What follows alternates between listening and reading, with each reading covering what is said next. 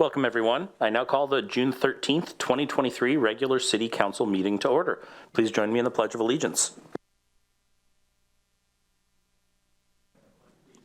To the flag of the United States of America, to the republic for which it stands, one nation, under God, indivisible, liberty, justice for all.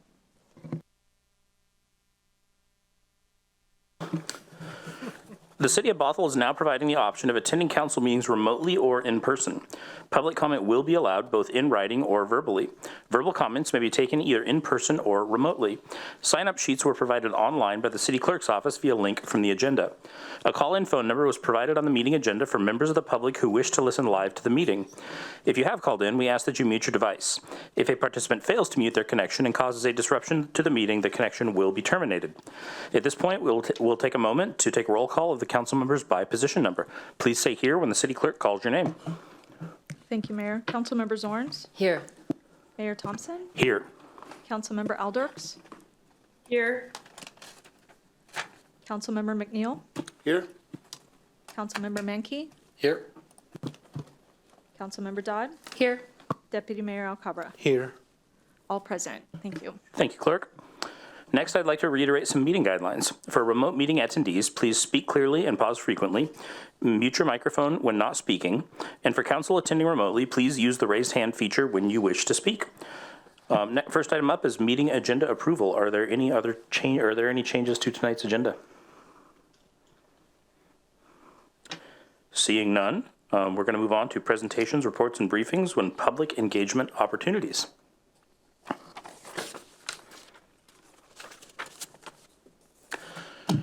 Thursday, June 15th from 4 to 5 p.m. we've got the Juneteenth flag raising in Bothell City Hall Plaza.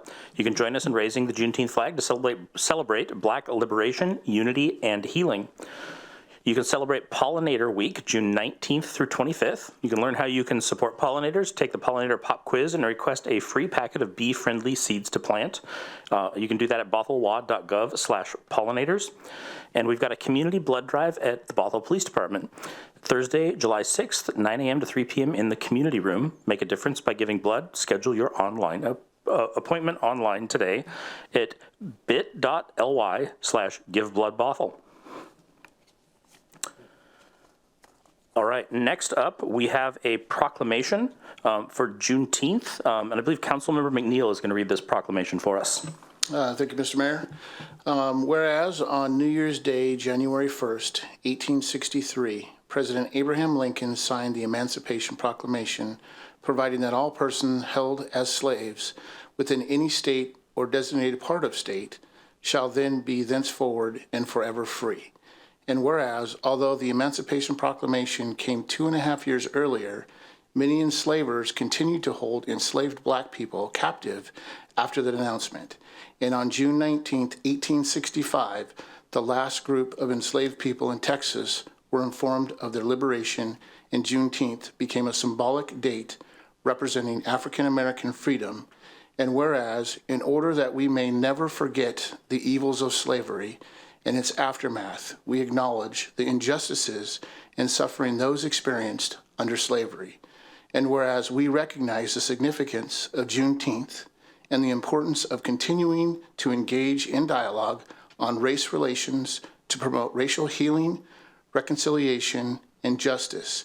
And whereas we acknowledge that Black and African American experience and during this Juneteenth celebration celebrate the past, present, and future achievements and contributions of Black and African Americans to our communities and country.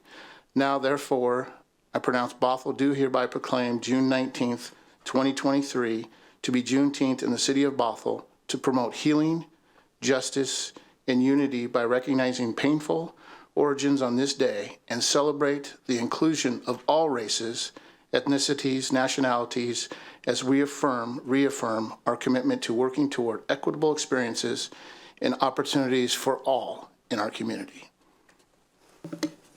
Thank you, Councilmember McNeil.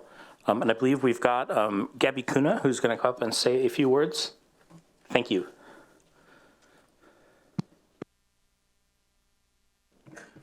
Hi, y'all. Thank you, Mayor Thompson, for giving us this opportunity to celebrate the ways in which our Black and African American community members contribute to our vibrant city. We would like to take this time to highlight local African American owned or managed businesses, all of whom make Bothell a beautiful place to live, learn, and work. Dr. Ben McKindy is a physician certified in sports medicine, family medicine, and musculoskeletal sonography, who has built a thriving sports medicine business here in Bothell. Located nearby on Bothell Way, Dr. McKinday thinks of his role as both an honor and a responsibility to provide his patients with the best available non-surgical care in treating their aches, pains, sprains, and strains. His wealth of knowledge is informed not only by his own experience as an NCAA athlete at Seattle University, but by his extensive background in sports medicine, working with Arizona State University, the University of Washington, the University of Utah, Seattle University, the Seattle Reign, and multiple high schools in the Western United States. To learn more about his practices and the services he offers, check out sportsmd.com. Another piece of the rich tapestry that is Bothell's community is Mr. Mike Milligan, the business operator of Chantilly Thai. Chantilly Thai is fully owned by Julie Chantilly, who is a member of our local Thai community and is located right down the street on Main Street and specializes in passionately prepared Thai food made from scratch. Their newly renovated restaurant offers both dine-in and takeout for lunch and dinner Monday through Saturday, as well as private reservations for groups of up to 100 and a full-service catering menu for any occasion. For more information and to place an order online, go to chantillythai.com. Thank you all for all you do to make Bothell a thriving community. Thank you. And thank you so much, Gabby. Next up, we have the city manager report. City manager. Thank you, Mayor. No report tonight, but I will have one quick update and just reminding everyone that next Tuesday there will not be a city council meeting. We've canceled that date and rescheduled it for 1 week later, so we will be meeting on the fourth Tuesday, which will be June 27th. Otherwise, I think we have a pretty busy agenda. Won't keep us going tonight, so I'll save the rest for another time. Fantastic. Next up is council committee reports. Council members.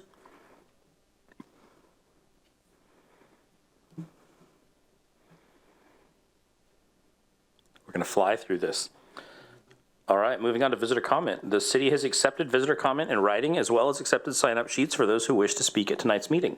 Written comments submitted to the city clerk no later than 3 p.m. today were forwarded to all city council members and are part of the record. When the clerk calls your name, you'll have 3 minutes to speak. Please note that council will receive your input, but upon the advice of our city attorney, we do not engage in discussion of these topics. Staff will make note of items requiring follow-up. City clerk, do we have anybody signed up? Thank you, Mayor. Yes, we do have a few folks who have signed up. Before we get started, I would just like to remind commenters that while you may speak to whatever topic you choose, we ask that if you are a council candidate, that you do not use this time to speak to your own campaign.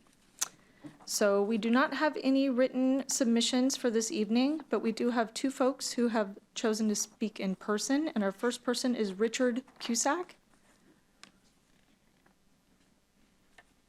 And it does not look like Richard is here, so we will move on. And next we have Mark Swanson.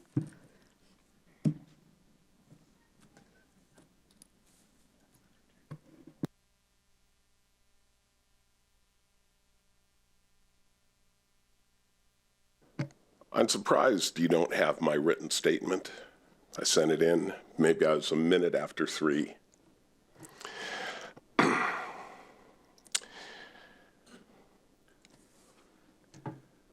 When the pandemic started, Governor Inslee made it illegal for me to go on to Lake Washington alone in my canoe. And it stayed that way for 3 months. You couldn't go in your canoe alone on Lake Washington for 3 months. And I thought, God, the circumspection of this man, the genius, powerful.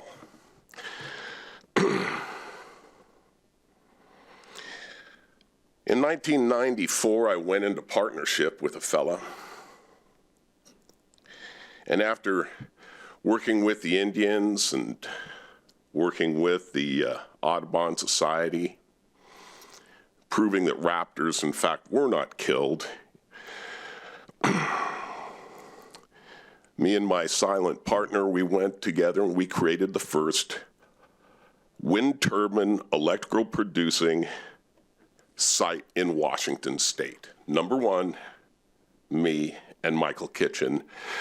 You can look it up, Goldendale, Hochter Road, Kennetech. You can Google that.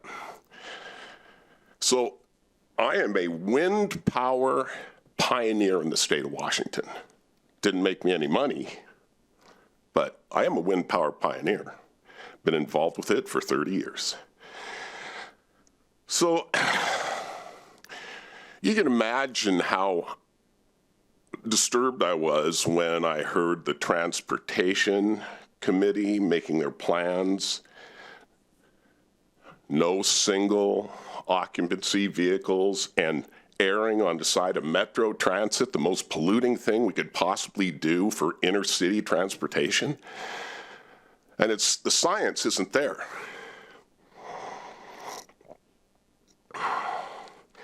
This is the way it works. When you got a heat engine, it operates Carnot efficiency 40%. Then when you create electricity with it, you can end with another 25% loss. So the bottom line is, electricity is way worse than gasoline. The best thing you can do is hybrids. Don't let the metro buses into your city, and encourage hybrids. Even better than EVs are like 3 or 4 year old used Hondas. They have a less carbon footprint than even brand new Teslas. I got more, but I've only got 3 minutes. Next week, I'll bring you what we're going to have to do to our grid just to get along with the electrical vehicle. We're going to have to put in twice the copper over our heads, just so you know. Thank you.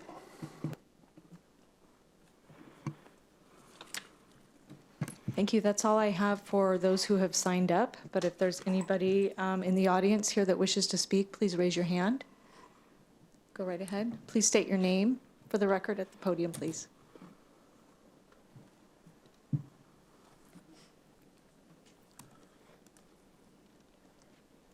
My name is Catherine Padani. I live at 10820 Northeast 183rd Court, Bothell, 98011, part of the Sunrise Valley View neighborhood. And it was brought to my attention that there is a candidate up for election, and this is concerning BMC section 12.14.134. I did not have time to read the blurb. However, it's concerning putting in the zoning for possible duplex, triplex, and fourplexes in the Sunrise Valley View neighborhood, where there would be 0 lot lines, and because it's we live close to transit. And my fear is that a developer could come in, just like off of 104th behind the post office, and tear down homes and bring in these fourplexes. And there's so much density that I just don't understand as a citizen how the Planning Commission could let this happen. I work at the Yakima Fruit Market, and on Bothell Way, the traffic alone is just incredible. I've lived here for 30 years and 20 in the Sunrise neighborhood, and there's so much change, and I don't think it's for the better. And there are homes up near Bothell High School where they want to tear down the home, and they're going to bring in a 7-lot subdivision, and I just don't understand how our community can support that, let alone the expense. Certainly people might come in to buy these homes, but who could afford $1 million? Who could afford a $900,000 townhome? But I just feel that by increasing this density, how is it going to change our community, not for the better? Thank you. Thank you. Is there anyone else in the room?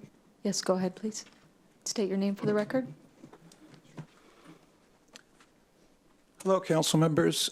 My name is Jim Walsh, and I live at 10914 Circle Drive. I've lived in Bothell for 36 years, and I'm very concerned about this middle housing ordinance that you are proposing, and I don't think it's appropriate for the neighborhood. What I want to know is from you and in your deliberations is what are you going to do with regard to traffic? Coming off of Valley View onto Kasner Way already is ridiculous during rush hour. It's nearly impossible to get out of the neighborhood. What are you going to do for parking? Let's dispel this notion that everyone rides the bus. They don't. People own cars. People drive. People need parking. Planning Commission had a previous initiative where they increased the density in our neighborhood. And one of their findings was that if you don't provide parking, people won't own cars. And that was one of their findings, which is completely ridiculous. It was something out of San Francisco, and they never actually did cite the actual study. How are you going to protect the character of our neighborhood? What are you going to do to protect trees, to protect open space?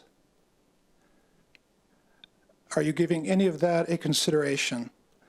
Density is great. We know we need to embrace density with, the growth in the county.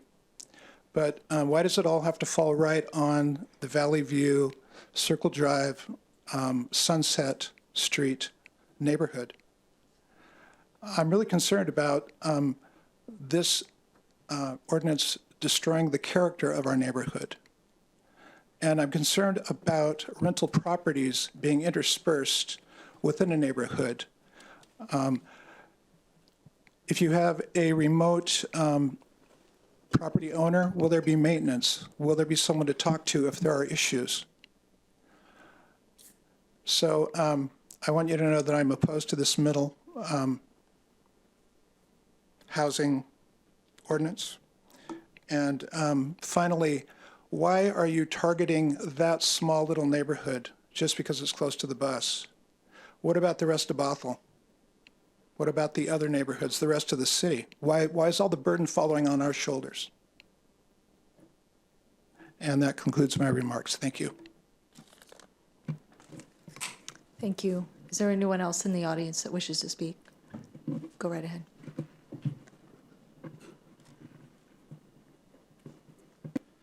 My name is Justin Buffard. I live in West Hill. I'm probably violating Canadian law, missing the Stanley Cup final right now, but as a citizen of the United States, they won't extradite me for that. So I'm here to speak today in support of middle housing. I like that the city is sort of taking a lead also in the face of the recent state law changes. I think Bothell could be a model for the state to have a conversation with the cities about the actual effects of the law. I think planning and Dave came up with some interesting sort of corner cases that maybe the state didn't address, but there's still time. So I think this could be, again, a way for Bothell to lead the way and to set their own path rather than being forced into whatever comes. And yeah, it's to dispel some of the rumors. Everyone got the mailer. I got the mailer. Everyone in the city got the mailer. This falls for the entire city. It's not a neighborhood-specific thing.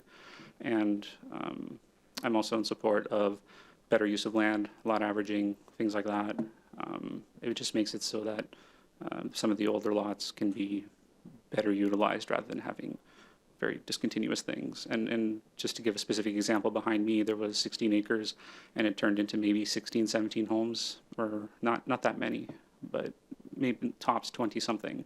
And I just found that that was an inefficient use of land. If you look at the map from like 2019 to the map today, it used to be all this the bush behind me. Now it's just like 16 or 17 homes. And I'm like, is that really the best we could do? And I think we can do better, and I know we can do better. And the middle housing code amendments would allow that density bonus even outside the transit area of 20%, which probably would have created at least a couple, maybe in the corners of the duplexes, something like that. They can make really nice corner lot duplexes, which was allowed today. They could have made some in the center as well, or maybe tucked in the corner that's not on the corner of the street. It just created a wider menu of options that I think could have done better than the 16 acres that just turned into a bunch of multi-million-dollar homes. So all in all, I support the city moving forward, following state law, and engaging with the state in order to achieve better outcomes for the entire state. Thank you. Thank you. Is there anyone else in the audience wishing to speak? Go ahead, sir. Hey, my name is Richie. I live for about 2.5 years now, actually, in that SVV neighborhood that people keep talking about. And I wish I was better informed on this. I wish I understood better. Spent a few hours last night trying to figure this out. And I guess I'm going to start with my comments and then ask a question at the end that I don't know if you're able to answer or not. I've never come to one of these. That's how important this is to me. I don't understand if this is the state is forcing this to happen and we're just trying to comply with the bare minimum and do what we can there. I don't understand if this is trying to go beyond what the state is forcing cities to do. My personal opinions there don't really matter, I don't think. I just wanted to comment on kind of why we chose Bothell. We lived in Greenwood, my wife and I did, for a long time, in a townhouse in this kind of what we're proposing to do here, this middle housing. And there's a reason we left it. And we had a wide variety. We work remote. We had a wide variety of greater Seattle area that we could have chosen from. And we chose Bothell for a very specific reason, and this neighborhood for a very specific reason. We bought the house from the original builders that built the house in the 80s, John and Janet Bailey. Some of you probably know them. There's still people that live on that street that were the original builders from the 80s. And we wrote them a letter when we bought the house, and they said it's part of why they picked our offer was we could see ourselves teaching our kids to ride bikes in that cul-de-sac. It's a quiet, empty street. There's a lot of families. I'm teaching the kids across the street right now to ride a skateboard for the first time. They're 2 and 4 years old. We could have bought a nicer house that we didn't have to pump a bunch of money into immediately to remodel to live into elsewhere. And we chose it specifically because it was that quiet, single family cul-de-sac home. It feels like a mistake now with this coming down. Feels like we could have gotten a bigger house in a different neighborhood that was nicer and wouldn't have been such a pain to move into if this thing is coming down. And that hurts, sucks.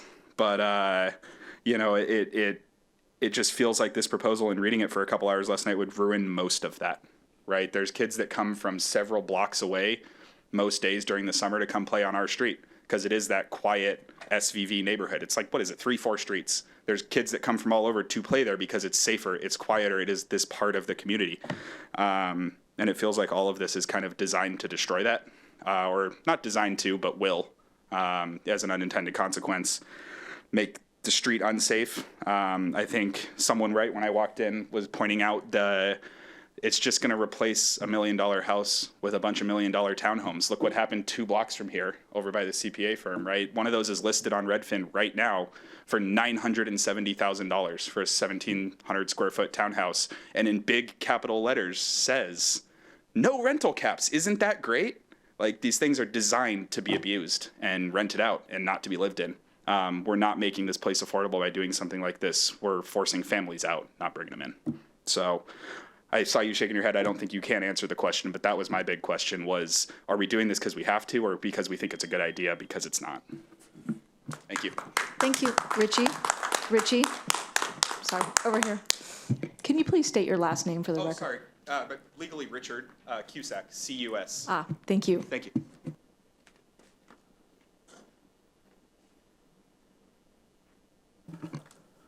Is there anyone else in the audience wishing to speak? And if there's anyone in the virtual audience that wishes to speak, if you could use the raise hand feature.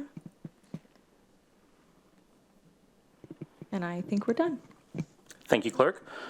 All right, next up is projected agenda discussion. Council, any projected agenda items we'd like to talk about? Seeing none, I'm going to move on and ask for a motion to approve the consent agenda. I move to approve the consent agenda. Second. All right, I got a motion from Councilmember Dodd and a second from Deputy Mayor Alcabra to approve the consent agenda. Would anybody like to speak to the motion? Seeing none, City Clerk? Please state your vote when I call your name. Councilmember Zorns? Yes. Mayor Thompson? Yes. Councilmember Alders? Yes. Councilmember McNeil? Yes. Councilmember Mankey? Yes. Councilmember Dodd? Yes. Deputy Mayor Alcabra? Yes. Passes 7-0. Thank you very much. All right, next up, our first agenda bill of the evening is Agenda Bill 23094, the 2024 through 2029 six-year Transportation Improvement Program. City Manager? Thank you, Mayor. And as you mentioned, we do have one public hearing tonight, and it will be something we heard about last week during study session. So staff presented information. Tonight will be an opportunity then to hear from the community if there's any feedback or questions. I'm going to introduce then, I'm going to turn it over to our Deputy Director of Public Works, Steve Maricala, to lead us off. And Deputy Director, I just want to open the public hearing before we do that. Great. So good evening. As the city manager indicated, we're following up tonight last week's study session regarding the six-year transportation improvement program with a public hearing. Consideration for adoption is currently scheduled for the June 27th council meeting. Again, our six-year TIP is necessary, and we need to do it every year. It's a state requirement. We do our capital facility plans every 2 years, and a six-year transportation improvement program is essentially a subset of our capital facility plan. So with that, I'd like to pass it to Sherman Gong, our transportation planner, to provide a brief presentation. All right, good evening, Mayor and Deputy Mayor and council members. My name is Sherman Gong. I am the city transportation planner. As Steve said, we are here tonight to brief council with a short description of what the proposed 2024-2029 six-year transportation improvement program is that was discussed at last week's council study session.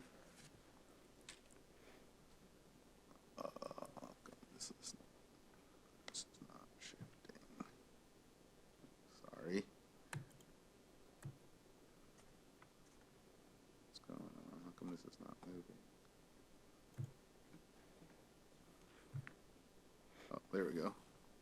Interesting.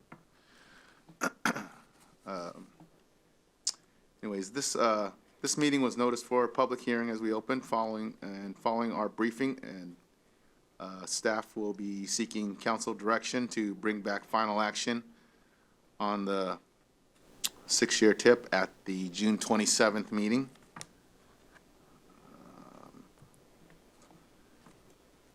Council actions taken thus far include the approval of last year's resolution for the annual six-year TIP update in March, followed by the approval of the resolution to adopt the latest capital facilities plan last October, and we held the study session last week to discuss the current version of the TIP.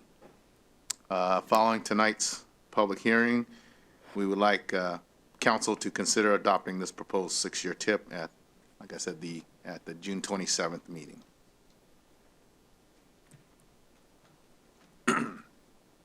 Next, I would like to just provide a quick summary of the two linked programs and some of their differences and similarities that we identified last week during the study session. As a reminder, the TIP is updated annually, and the CFP is updated biannually. The TIP is a planning document, not a funding document, and it is state required, and often it is needed to demonstrate that projects are grant ready. The TIP projects are actually adopted from the approved CFP project list and is essentially a subset of the CFP. Both the TIP and the CFP include transportation project and program lists, which have both been through the public process already. And the TIP is a six-year program, and the CFP is a seven-year program. Both the TIP and CFP includes the project and program lists that shows the funding identified for each project as well. So the comparisons between the two plans is helpful to understand what is in them, but what is equally or maybe more important is the process on how both are developed. The process of the CFP and TIP development is a 2-year repeating cycle. In my current example shown here, the last TIP was last adopted in March last year, which was immediately followed by the CFP committee and public process to develop the CFP between March and September for adoption in October. Since the last TIP was adopted in March before the CFP process, this current TIP we're looking at now starts with the same projects as last year, but updated to include newly funded CFP projects minus the completed and/or combined projects from the last list. Next year's TIP will basically be an anticipated transportation project list based on projects that will compete well for grants, match funding opportunities, are design ready, overlap other infrastructure needs, or are part of previous project commitments. For the benefit of those in the audience that didn't attend the study session last week, I just wanted to summarize the changes between last year's list and this year's TIP. 2 projects were removed and combined into other projects. 9 new projects were added to the TIP to match the adopted CFP list. And from the capital programs that are annually funded, 3 new pavement preservation projects were added, and 3 new sidewalk walkway projects were also added.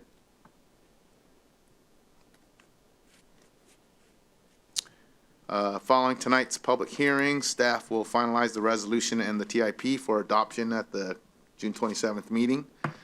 Once the resolution is adopted, staff will submit the TIP to the State Department of Transportation. So that completes our presentation briefing. Welcome any feedback or questions at this time, or we can wait till after the public hearing. And any other comments at this time, Steve?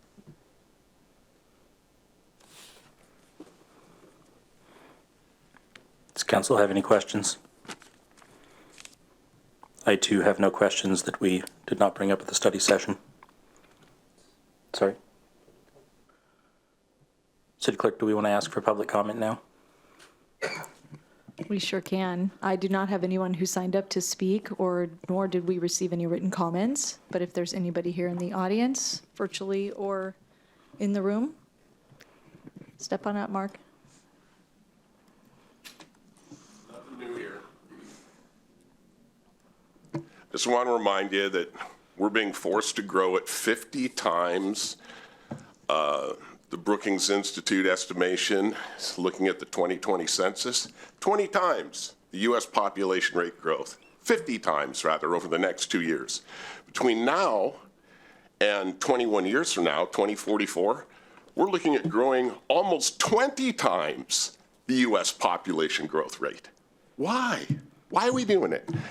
You know, there's a guy, very famous man, H. George, what's his last name? Frederickson. He's a public administration giant. And he talks about social equity. He's actually the guy who coined the term back in 1968. H. George Frederickson. You ought to read the guy. He's a Marxist. That's what we've invited into our population here. And so when people show up here and say, hey, why are we growing at 50 times the U.S. population rate? The reason why is because they're trying to increase density. The neighborhoods don't matter. It's all about social equity. It's all about getting grants and making decisions. I don't really recall when H. George Frederickson said it was okay to lie to your population. He talked about stepping forward with bold ideas and engaging with these ideas. That's not what's happening here. You're signing contracts with the state, accepting money, promising deliverables. This isn't competent. It's not competent on a sociological platform.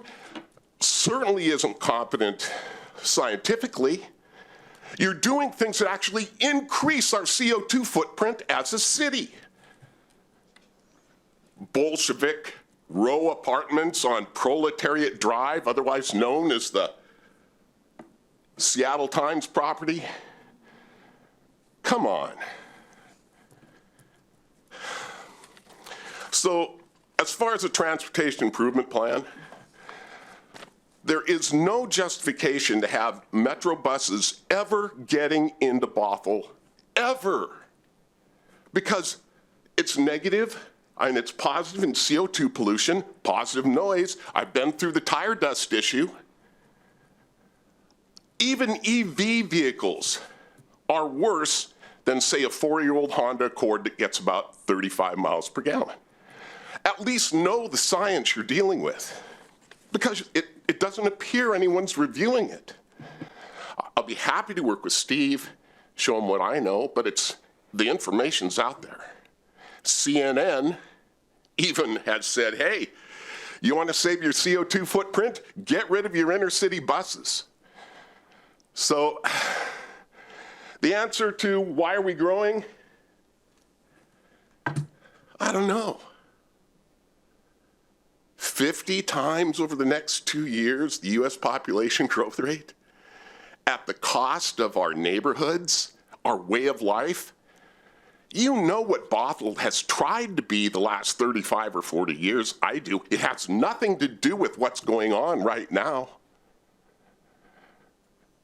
The tire dust is destroying our brook trout, our coho salmon, threatening the orca population, our rainbow trout, and we're going to bring in the metro buses to really do it up. Where is the science?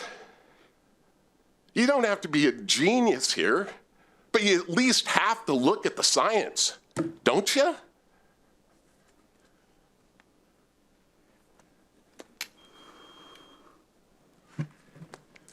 Thank you, Mr. Swanson. Is there anyone else here who wishes to speak to the public hearing? Anyone in the virtual audience, please use the raise hand feature.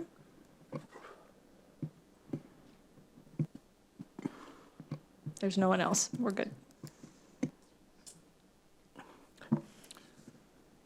So at that point, if there's no further discussion among council or public input, after you close the public hearing, I guess staff would inquire whether when we bring it back on June 27th, it could be on the consent agenda, kind of get a head nod if that's possible. Works for me. All right, I think we're good. Bring it back on consent. Thank you, guys. Thank you. All right, next up for ordinances and resolutions, I'm going to recess the Bothell City Council meeting and convene the meeting as the Bothell Urban EMS District for Agenda Bill 23095. And I'm going to kick it over to the city manager. Yeah. Are you acting in a different capacity? I'm board chair now, I think. We save that for you, Chair. Okay. Good evening, Chair and board members. As you'll recall, back on May 9th, you heard from staff to be introduced to the background of bringing forward a new levy for Snohomish County voters to consider for EMS. This would be replacing an existing levy. Tonight, we're going to hear from the interim fire chief here in Bothell, as well as our finance director, Quan Wong, to hear a little bit more about what would be provided from the funding of this levy. And ultimately, the question for the board tonight is looking for direction of whether or not to put a levy in front of the Snohomish County Bothell voters to approve funding for this EMS service. So to hear more about that, I am going to turn things over to our interim fire chief, Mark Reisen, and our finance director, Quan Wong. Thank you, City Manager. Thank you to the board, which is now the governing board, I guess, the council. What we're here to do tonight is put before this board a motion to approve putting the Bothell urban area EMS levy on the ballot in the upcoming November election. And again, I'm going to reiterate tonight, this levy serves the part of the city that is in Snohomish County. So as the city manager alluded to, we've been before you before. We presented this idea to the Public Safety Committee back in April 25th of 2023. And then the finance director was before you on May 9th discussing this levy and how it plays out financially to the citizens. Tonight, I want to talk a little bit about the history of the levy. And again, it was put in place to provide some parity between the King County half of the city and the Snohomish County half of the city. King County has a county-wide EMS levy, and they cover all of the ALS costs and some of the BLS costs for the King County portion of the city. The EMS district was created in 2005 to allow the northern half of the city, the Snohomish County part, to have some parity with the King County part. The current levy was approved in 2005 when it was created. It was approved in 2011 again, and it was approved last time in 2017.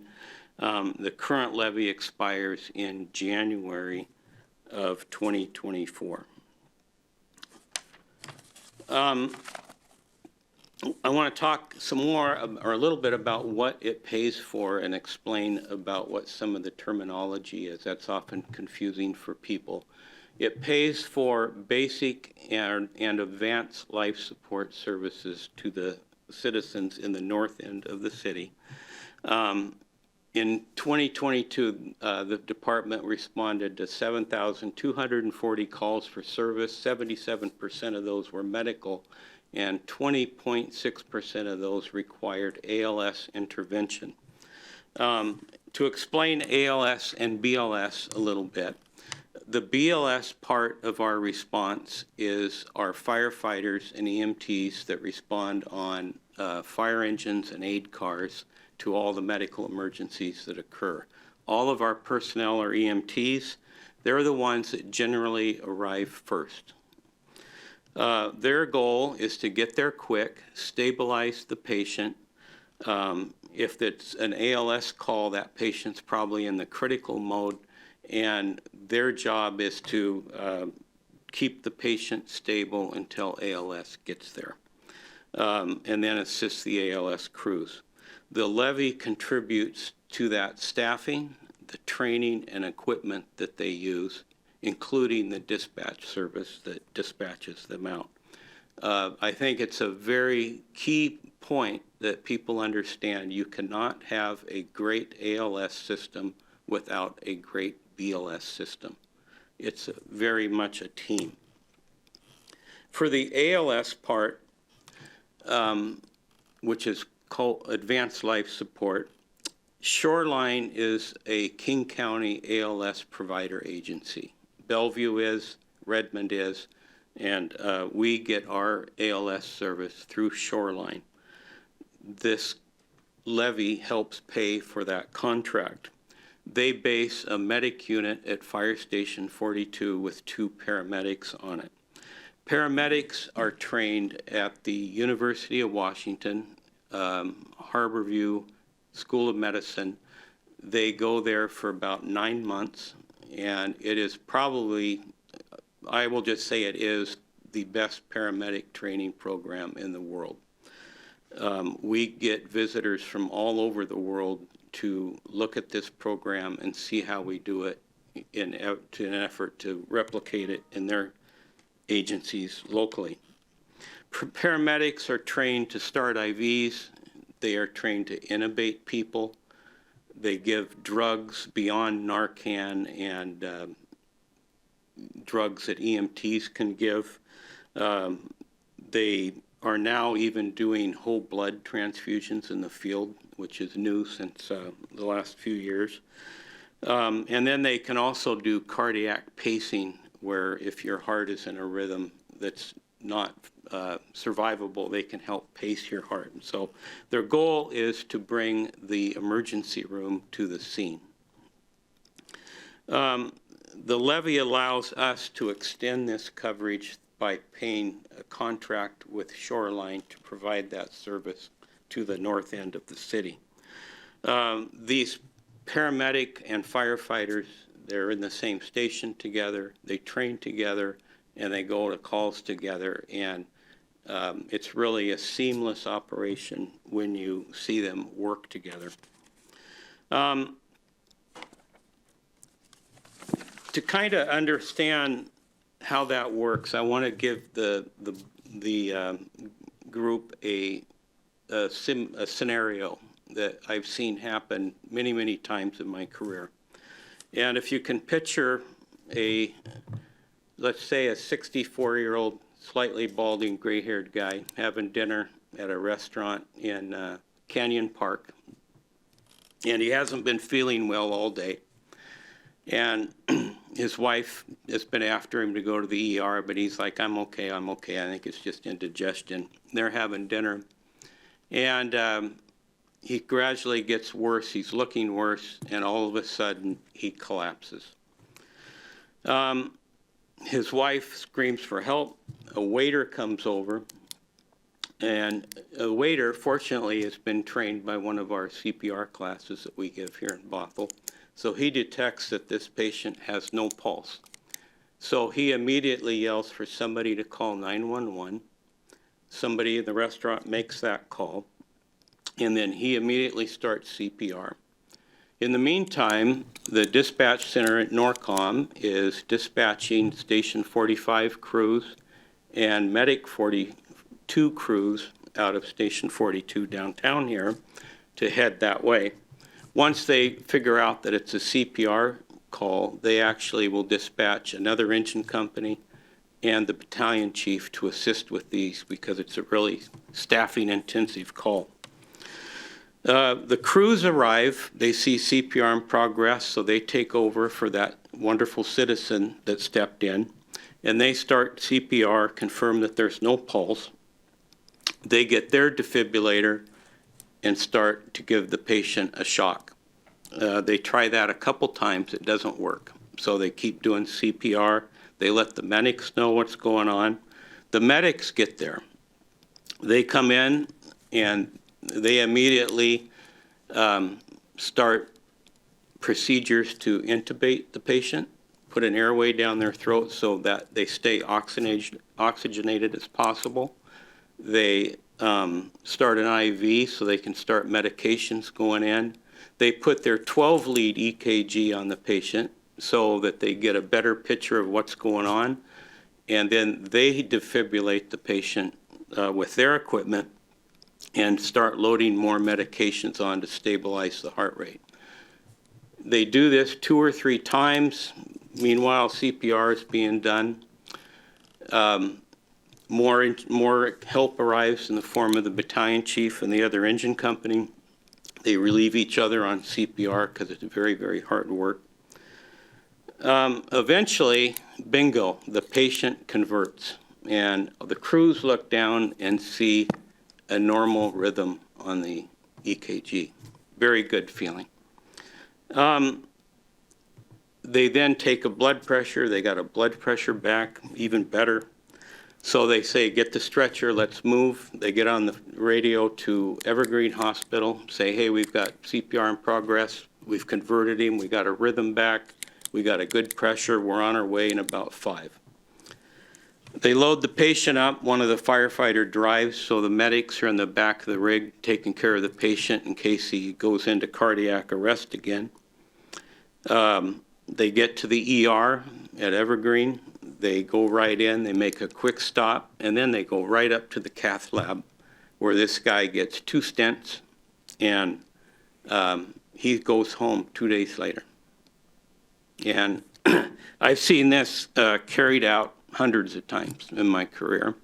And I would offer that what we're buying tonight, you know, we talk about what we're paying for, but what we're buying is more birthdays, more anniversaries, and a better quality of life. And that's what we're asking the council to do tonight, is put on the ballot what the voters have approved in 2005, 2011, and 2017, and allow them to support this levy yet one more time.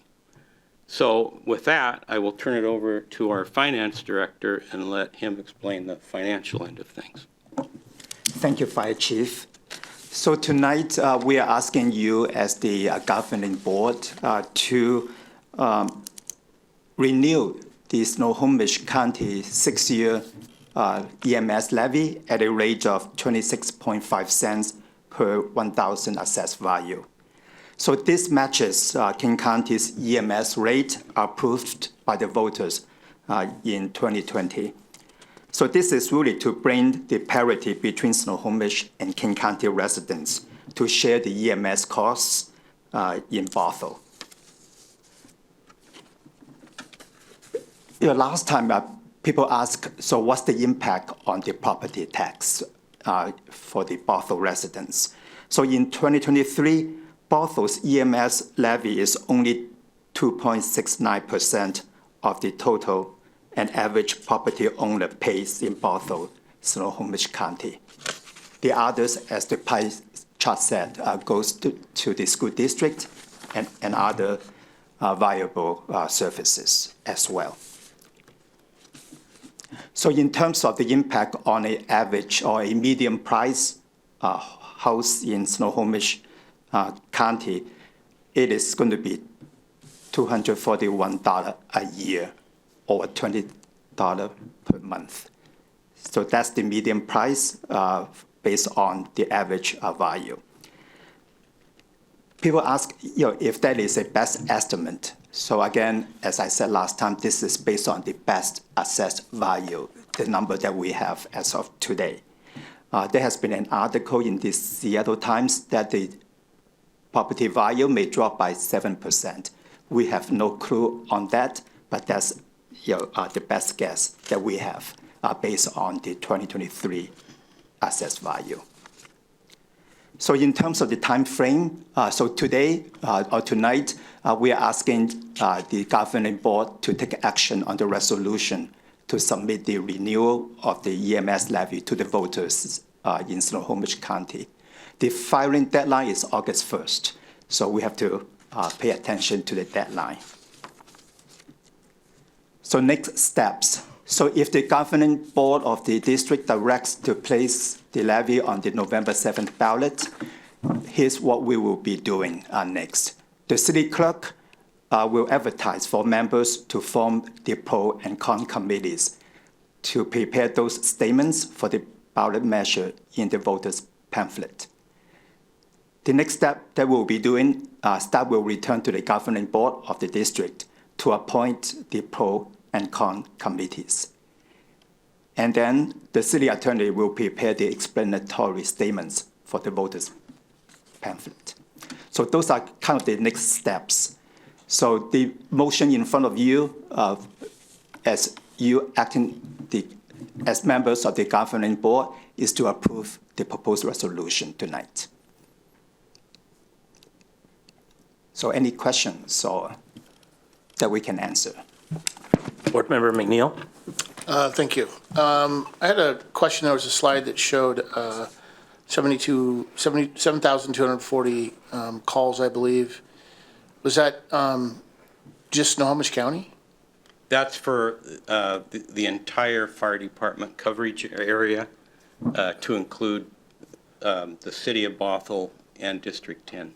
District 10, okay, good. And then there was a slide that was showing AV where if the valuation goes down, the amount paid goes down. Am I reading that correctly? Yes, so if it goes down 7% in assessed value, the average home price would be about $846,000, and the medium rate that an average homeowner will pay is about $224 a year.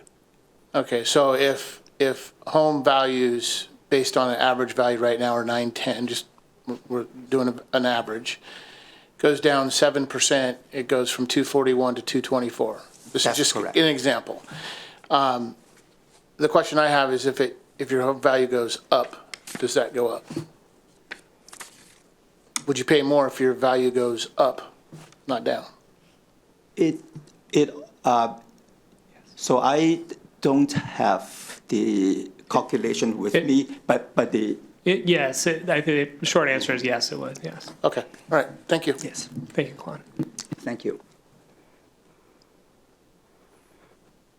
Board Member Zorns. Well, a quick question because I think it needs to be asked. everything has a consequence. So if the folks in Snohomish decide to fail this levy, what is the cost of an impact is on that, of that vote on the rest of the city? Because I know we're not just going to let somebody have a cardiac arrest if they're on the wrong side of the county line. But what is the cost? How does that impact the rest of the city if Snohomish fails this levy? In our adopted budget for the 2024 budget, we budgeted about $1.6 million. So we have to make up the difference. But again, the voters passed the levy many times in the past and Yes, last time. And I'm very encouraged about that. But if it does fail, we've got, what you're saying is we have a buffer to. We don't have a buffer. Oh, we don't. Budgeted in our 2024 year. So we don't have a buffer. $1.6 million. And so if it fails, and we're going to still provide service for the rest of Snohomish County, the rest of Bothell's going to have to give somewhere in the budget of other things that we provide for the city in order to provide those emergency services. Is that correct? I think it's fair to say that the money that was generated by the levy would have to be replaced by general fund money from the city budget in some way. Okay, thank you.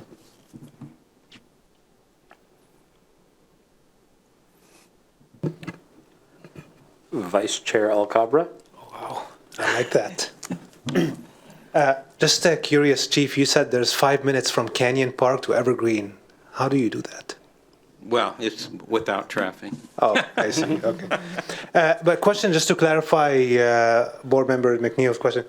This slide says mean, which is not, median, which is not mean. We talked about average. We conflated the two values. This is just the midpoint. The medium, right. We are using, what is Snohomish County? Because I just want to make sure that we're clarifying, we're not conflating the two, because the two are completely different. It'll be interesting to see what the mean values would be. It'll be interesting to see what the increase would be, because we see the decrease, $2, $3. Is the increase going to be proportionally higher if values increase? I mean, we can make assumptions and show if if it goes up by 7% and 15%, what would that look like? Mm-hmm. One more question: the slide about the next steps for the clerk. Who are the members who are going to write? What is a definition of a member?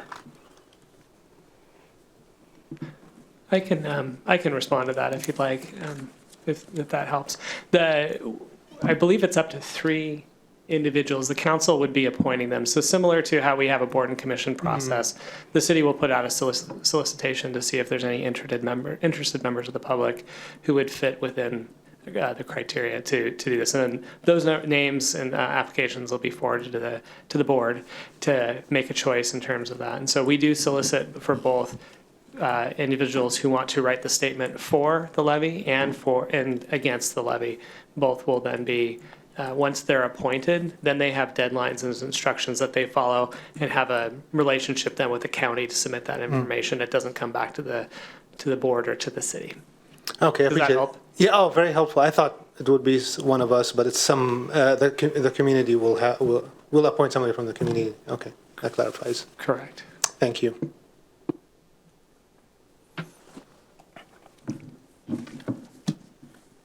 I'm in favor of this. Oh, did you want to talk, Councilor? Oh, cool. Well, I just want to say I have a real soft spot for people who've gone through the paramedic training that the chief mentioned at Harborview. And I think folks in Snohomish County, Bothell deserve that kind of response when they voted for it a lot of times already, and I'm not going to tell them they can't. So I will accept a motion. Board Member Dodd. Thank you, Chair. I move that we approve the proposed resolution placing an urban district EMS levy on the November 7th, 2023 Snohomish County election for voter approval of a 6-year levy with a maximum levy rate not to exceed $0.265 per $1,000 assessed value rate. Do I have to say the whole thing? I'll keep going. Yes. The property tax levy vote is in pursuant to RCW 84.52.069 to provide funds for emergency medical care and emergency medical services. Second. I have a motion from Board Member Dodd to approve the recommended action with a second from Board Member Mankey. Would anybody like to speak to the motion? Board Member McNeil. Thank you. I will be supporting this motion and putting it forward to the community for a vote. I think it's important that we allow our community to take votes on these types of actions, but I don't want it to go unnoticed that we are in a time of heavy taxation right now and people still losing their jobs. And so I want to make sure that we're always being fiscally responsible and making sure we're educating the community on what these levies, while they're individual, in totality, what they mean to the community, the taxpayer. So, but I will be supporting the motion to allow the community to make their decision. Board Member Mankey. Thank you, Chair. I am also in support of placing this on the ballot. Public safety is one of the most paramount duties of our city. As the chief said, we have one of the finest programs in the world, and the data shows that the majority of our calls for service for fire are medical related, which this levy does support. We're also not approving anything ourselves here today, but we're sending it to the voters to ultimately decide for themselves, and I believe they deserve to do that. So I am supportive tonight, and I hope the voters make a good decision. I will be voting yes as a resident of Snohomish County. Board Member Dodd. Thank you, Chair. I too will be supporting the resolution. As the other Snohomish County resident, I will vote yes, as I have not in 2005, I couldn't vote yet, 2011 and 2017. And I appreciate my neighbors having affirmed this levy many times. It's a very small portion of our property tax. And as we saw from the pie chart, we have approved much higher taxes for good things like schools and libraries and the North Shore NPRSA. I'm gonna not do an acronym right now. Okay, so yeah, thank you very much. All right, City Clerk. Thank you, Board Chair. When I call your name, please state your vote. Board Member Zorns? Yes. Chair Thompson? Yes. Board Member Aldrichs? Yes. Board Member McNeil? Yes. Board Member Mankey? Yes. Board Member Dodd? Yes. And Vice Chair Alcabra. Yes. Passes 7-0. All right, I am now going to adjourn the Bothell Urban EMS District Board meeting, and we will reconvene as the Bothell City Council in time for Agenda Bill 23096, AWC voting delegates for the 2023 annual conference. City Manager. Thank you, Mayor. I remarked to the fire chief earlier today that I don't know that I can remember in my career having a fire chief present on consecutive council meeting agendas on different topics, but then I realized on technicality, I still haven't seen that since that was a board meeting. It's a shame. Tonight before you, we do have a quick item. I hope that is related to a meeting taking place next week. So the Association of Washington Cities, of which Bothell is a member city, is holding their annual conference next week in Spokane, Washington. On June 22nd of the conference at 4 o'clock to 5:45 p.m., AWC will be holding an annual business meeting at the Spokane Convention Center, as well as available online for all who wish to view it.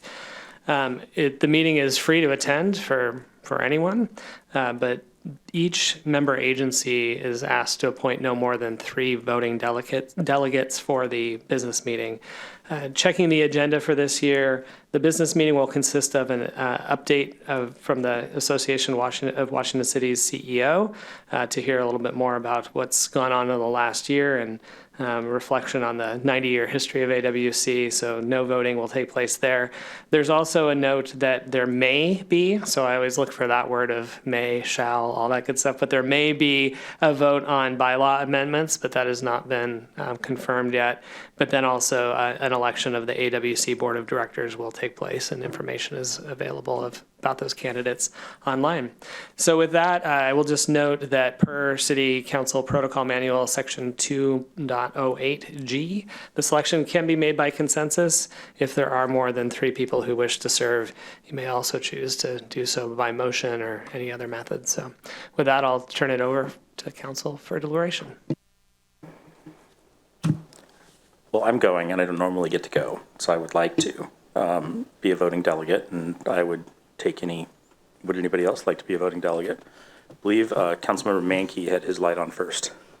I would also like to put my name in the ring for voting delegate. Councilmember Dodd? Same. Councilmember Zorns? I would as well. I've attended AWC and have made friends across the state, and the dynamics of AWC is a little different than our little pocket here in Bothell. So I would like to participate in that as well. And I'm going to guess that Councilmember Aldrich? You're muted. Yes, I have my hand up to be considered as well. Thank you. All right, so all of us want to do it, so we're probably going to have to take a vote. How do we, Councilmember Dodd? Can I move that we just get pieces of paper and we each write down the 3 people we want, and whoever gets the most votes are the delegates? Ooh, look at that. I think they're one step ahead of us. Or either that, or we could just pick numbers out of a hat and make it totally random, and that's what arbitrates. We're going to go with this. Okay. I do. Okay.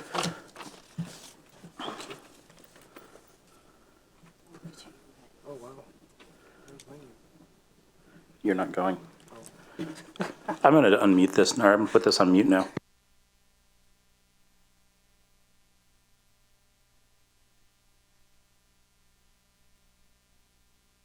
And Amy, the top line is just our name, right? Just to go. Councilmember Aldrich. Thank you. Can you hear me? Yes, I can. Go ahead. Thank you. If you could send your 3 votes to me by email. I will do so. Thank you.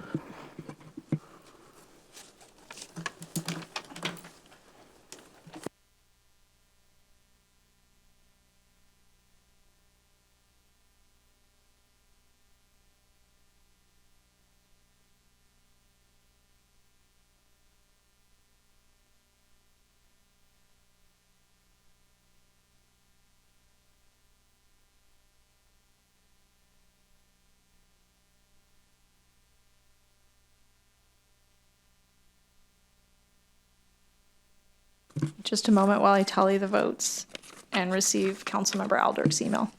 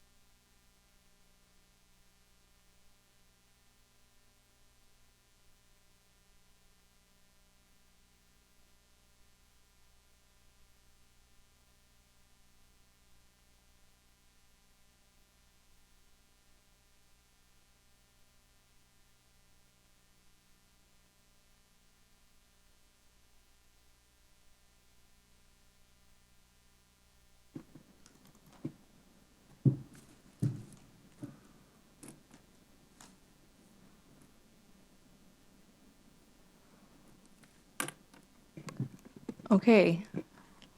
Votes have been tallied, and the majority votes were received by Jenny Aldrich. Councilmember Aldrich received 4 votes. Councilmember Dodd received 6 votes, and Mayor Thompson received 5 votes. Councilmember Mankey received 3, and Councilmember Zorns received 3 also. So the majority votes received are Aldrich, Dodd, and Thompson. All right. Thank you, City Clerk. Staff will submit the names of the voting delegates to AWC on council's behalf tomorrow.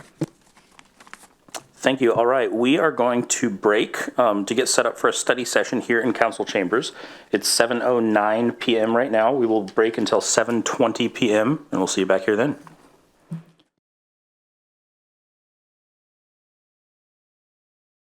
Here for a study session on Agenda Bill 23097 for middle housing plan and code amendments. And instead of kicking this to the city manager, I am going to kick this straight to Community Development Director Greenspan. Thank you, Mayor Thompson. Thank you, City Council members. A lot has happened since the last time we were here at the March 7th study session on middle housing, and we've provided some updates in the intervening months. Maybe, do we have the slide deck? Yeah. So just a quick review of what we're here to do tonight. First, we're here to review recommendations from the Planning Commission and from staff for middle housing, zoning code, and development regulation amendments, as well as suggested comprehensive plan updates. We're here to assess recent state legislation on middle housing, specifically HB 1110, and to update you on grant implementation and the overall community engagement process. Probably pop to that. There we go. Good. Now, back in March, the council opted to defer action on the Planning Commission's recommendations to allow for three main things. Number one, for deeper community engagement, which we've certainly done over the past few months. For the legislature to take action, and they have done so. In May, HB 1110 was signed into law, requiring Bothell and like-sized cities throughout Washington to allow middle housing in all areas that are zoned predominantly for residential use.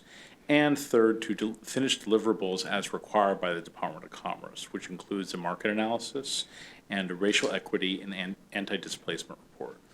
Now, we're at a point where a public hearing can be scheduled for July 11th, but first I just want to back up a little bit and review where the Planning Commission was last week. They finalized recommendations to the City Council on what parts of our comprehensive plan should be updated to support middle housing. As you know, our comprehensive plan establishes the policy and legal foundation to anchor Bothell's zoning code and development regulations. But well before last week's recommendation from the Planning Commission on the comprehensive plan last October in 2022, they recommended adoption of specific middle housing code amendments to support implementation of our longstanding housing strategy. And these specific code amendment recommendations predate HB 1110, obviously, that were adopted last month. And we're also before Bothell was able to really delve into the comprehensive plan amendments. So why is this timing important? Well, now that we've had time to at least partially digest HB 1110 a little bit more, at the staff level, we've identified some areas where the earlier Planning Commission recommendation from last year may not be entirely in harmony with current state law. And frankly, this is mainly due to timing. So Deputy Director Ashley Winchell is here tonight to get into those details a little bit later and what we're suggesting to address the handful of disconnects that we have. For example, we'll be suggesting allowing middle housing with up to 4 units on existing lots, as long as one is affordable, which is going to be consistent with state policy, and also suggesting a maximum of 2 middle housing units on all newly created lots for the time being. So when it comes to HB 1110 and new state requirements, what position is Bothell actually in right now? Well, as I mentioned, the state is no longer encouraging Bothell to allow middle housing in our residential zones. We are now obligated to do so. We must, number one, allow for the development of at least 2 units per lot on all lots zoned predominantly for residential use. This applies citywide. We must allow at least 4 units on all residential lots that are within 1/4 mile walking distance of a major transit stop. And these are our future bus rapid transit station areas, including those on SR 522, Bothell Everett Highway, and elsewhere. We must also allow at least 4 units on all residential lots if at least 1 unit will qualify as deed restricted affordable housing. We can go to that next slide now. We didn't wait for the legislature to decide on the parameters of HB 1110 to initiate community engagement. Sorry, I'm stuck. There we go. Unstuck, good. So as you requested in March, we moved forward and sent out a mailer to over 27,000 Bothell addresses, conducted a community forum, a community survey, walking tours, and engaged with community-based organizations to better understand the needs, opportunities, concerns about housing more broadly in Bothell. Our community engagement specialist, Sarah Frost, is here tonight to provide an overview of the approach we took with some preliminary observations. And we do intend to have a full community engagement report completed and uploaded to our website by the end of this month. We've also been finalizing a middle housing market analysis and feasibility assessment report with our consultant, Echo Northwest. Senior Planner Dave Boyd is here to provide some preliminary findings on the feasibility analysis, regulatory changes that could encourage more middle housing, implications on property taxes, and a picture of likely developers of middle housing. We expect that the Echo Northwest report will be complete by the end of June, and we'll have them here to discuss that in July. Dave is also going to provide a summary of the Planning Commission's recommendations for amending the comprehensive plan to affirmatively address middle housing needs and requirements, a process that was informed by the racial equity and anti-displacement work funded by the Department of Commerce. Lastly, staff has been processing, as I mentioned, the implications of HB 1110 in context of the Planning Commission's code recommendations. Attachment 4 in tonight's agenda bill presents a matrix comparing HB 1110 and Planning Commission recommendations. In that, you're going to see areas where staff feels the Planning Commission recommendation either meets or exceeds minimum state requirements, but you'll also see a handful of recommendations from staff for making adjustments and enhancements.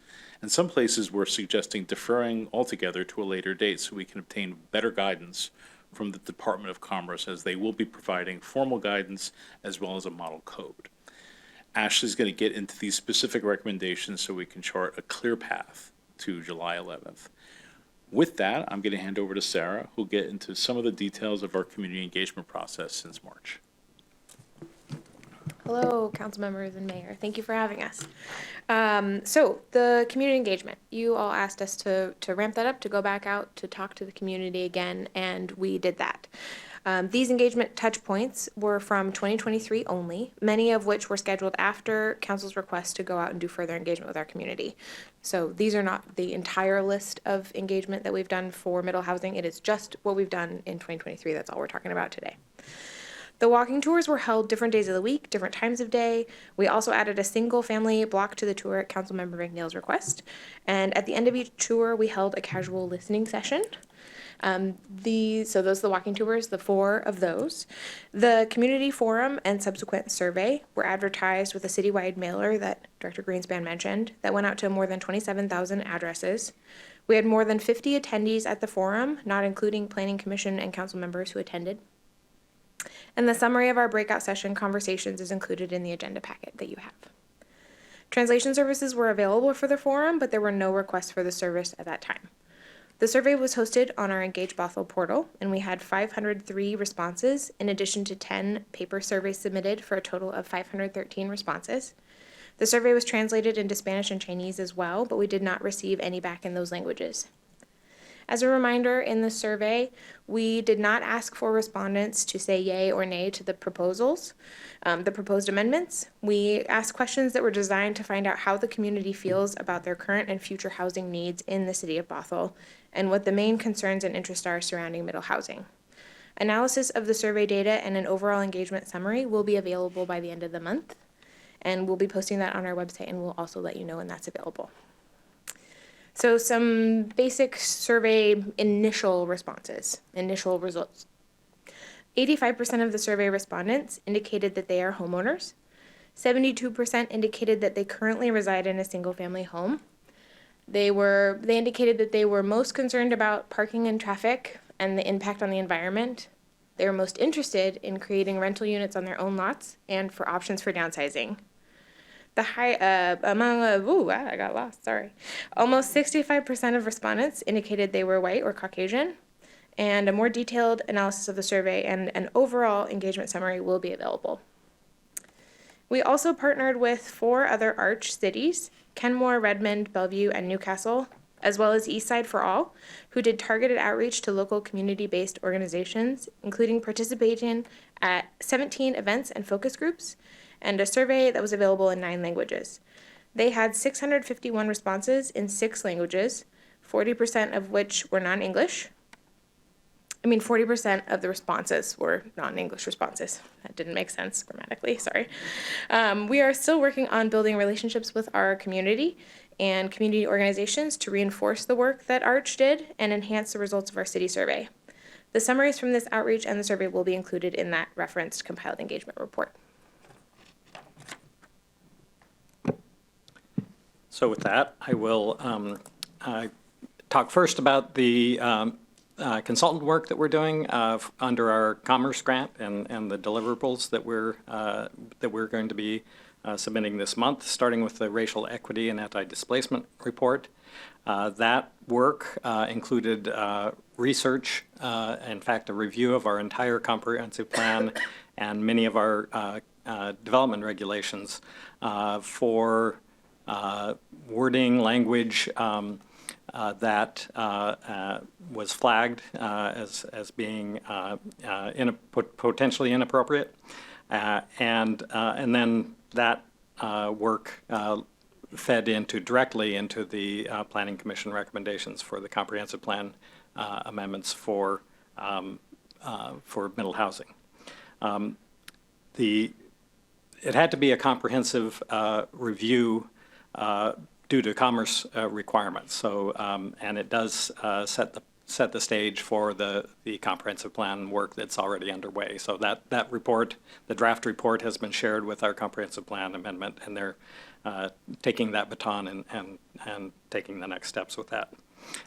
We'll be posting that to the website when it is completed and delivered to Commerce. Our consultants, OTAC, had a sub-consultant, Eco Northwest, that augmented that displacement report by doing analysis of areas that were vulnerable to displacement due to income or other factors, and also looked at areas where middle housing was most feasible. And then they overlaid those to identify the census tracts where displacement was most likely.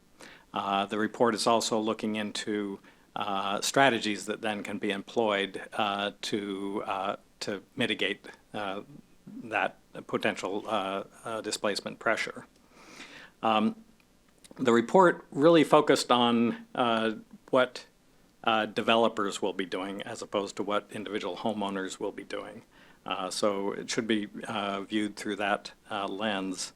And their conclusions was that the construction of middle housing would be very incremental, consistent with what other communities have experienced and what we've been saying to date. The little graphic in the bottom left there shows that looking just at existing lots, that about we'd see a conversion rate of about 1.7% over roughly the next 17 to 20 years. They're reluctant actually to put timeframes on it because a lot of this is depending on multiple factors that control construction costs, interest rates, all of that.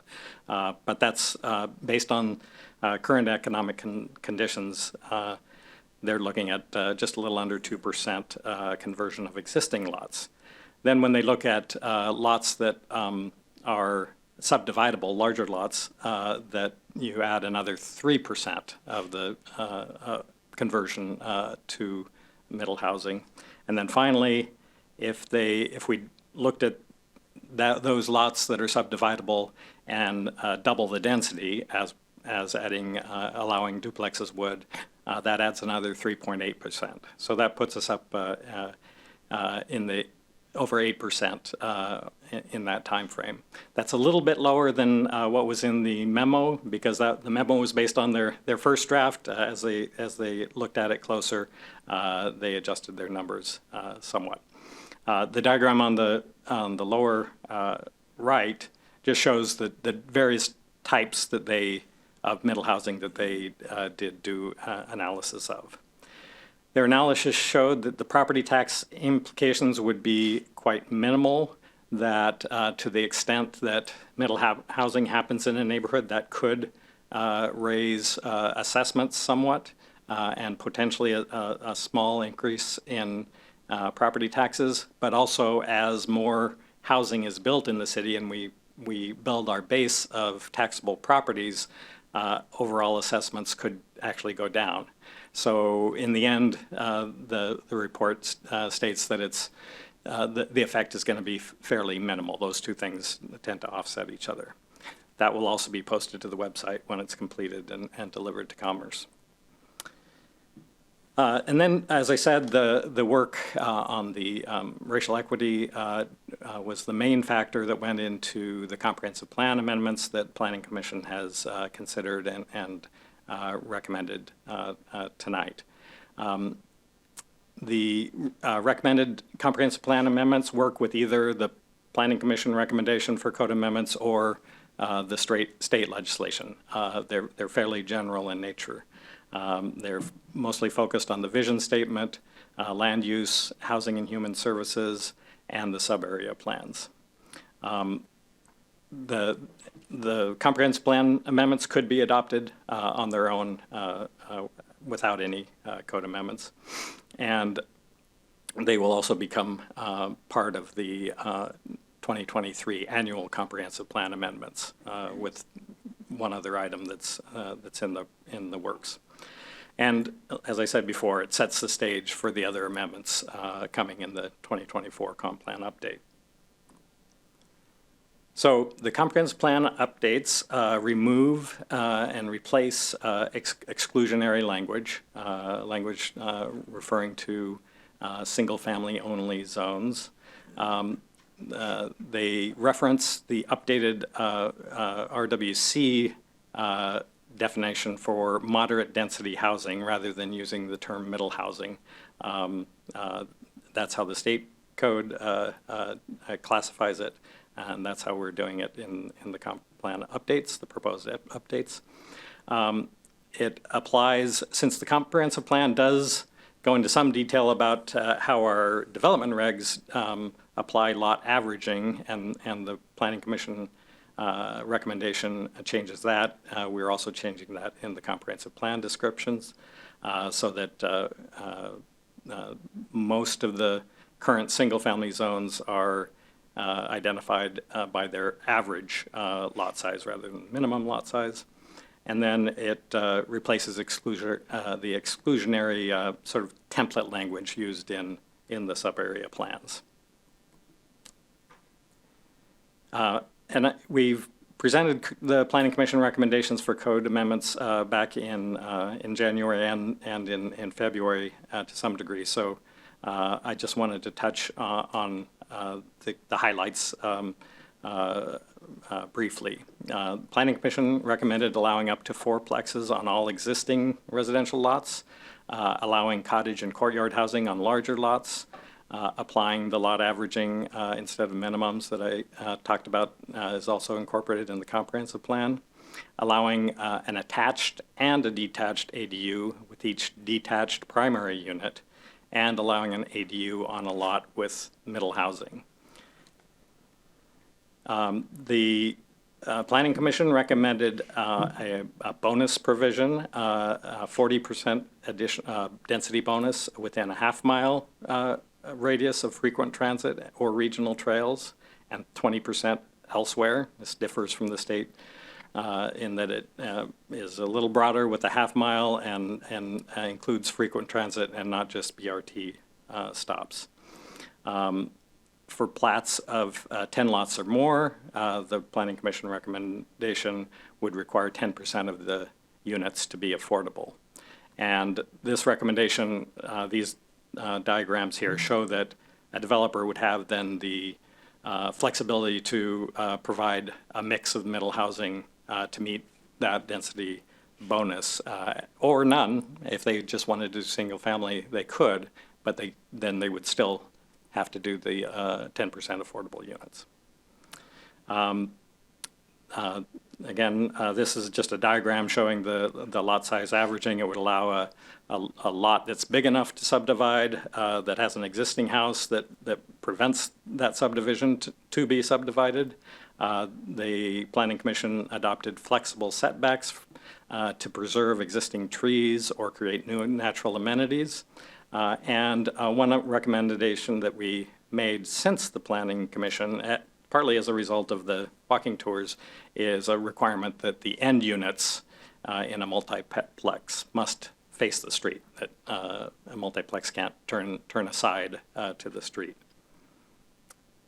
So that's it. Highlights of the Planning Commission recommendations. I'll pass it to Ashley to discuss the HB 1110 comparison.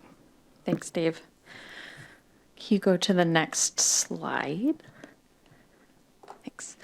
So as previously mentioned, there are still some things that are yet to be determined. Some of this will depend on conversations with our with Madrona Law, who we are hoping to meet with next week to talk about some of the legal parts of HB 1110. We're also waiting on Department of Commerce guidance, which is coming at some point later this year. We know there's some coming out this month and then additional guidance coming out. And I know they're getting a lot of questions from communities about what does this mean for us. And so we're hoping that a lot of our questions will get answered with that guidance. But overall, just a quick list of what we're working on determining, and then we'll dig in a little bit more on the places that we know there's some gaps. So generally there's compliance between the Planning Commission recommendation and HB 1110, but we recognize that there are unanswered questions that are preventing us from saying like it's totally in compliance and we're good to go.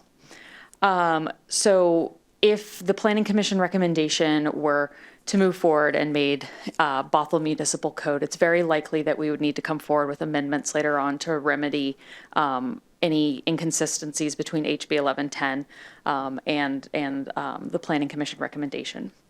There's also some question between, so Planning Commission made different recommendations for existing lots, so essentially a lot that is platted and can legally be built today, and new lots, so something that's subdivided. So there's some differences there, and HB 1110 doesn't distinguish between new and existing, which leads us to believe that when they say lot, they mean now and in the future. So then, that's okay. So depending on the direction we get tonight, we will be amending potentially amending some things for consideration in the future. So where's there some existing compliance between the two, Planning Commission recommended fourplexes on all the lots that are zoned for single family.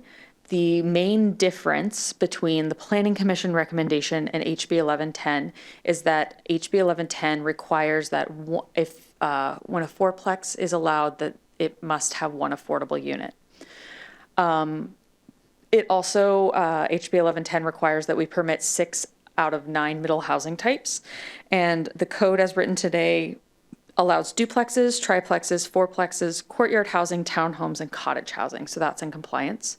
It also does not allow us to have non-administrative design review. At the City of Bothell, we don't have that. So we're just naturally in compliance unless we wanted to start doing something else, which I don't think is the direction we're moving. And then our off-street parking requirements are generally in compliance with HB 1110. So in the chart that you received in your packet, attachment 4, what we're just highlighting are the pieces that require some additional attention. The first one is duplexes. So HB 1110 requires cities to allow duplexes on all lots zoned for single family or which allow single family. The Planning Commission recommendation currently recommends or would allow fourplexes on all existing lots. Then for any new lot, there would be the density bonus that Dave was previously describing. And so we can't confirm whether the Planning Commission recommendation would comply with HB 1110 or meet alternative compliance if the density bonus would meet the required densities of HB 1110. And so that's somewhere where if we wanted to move forward with that recommendation, we'd need more guidance from the Department of Commerce and our legal team.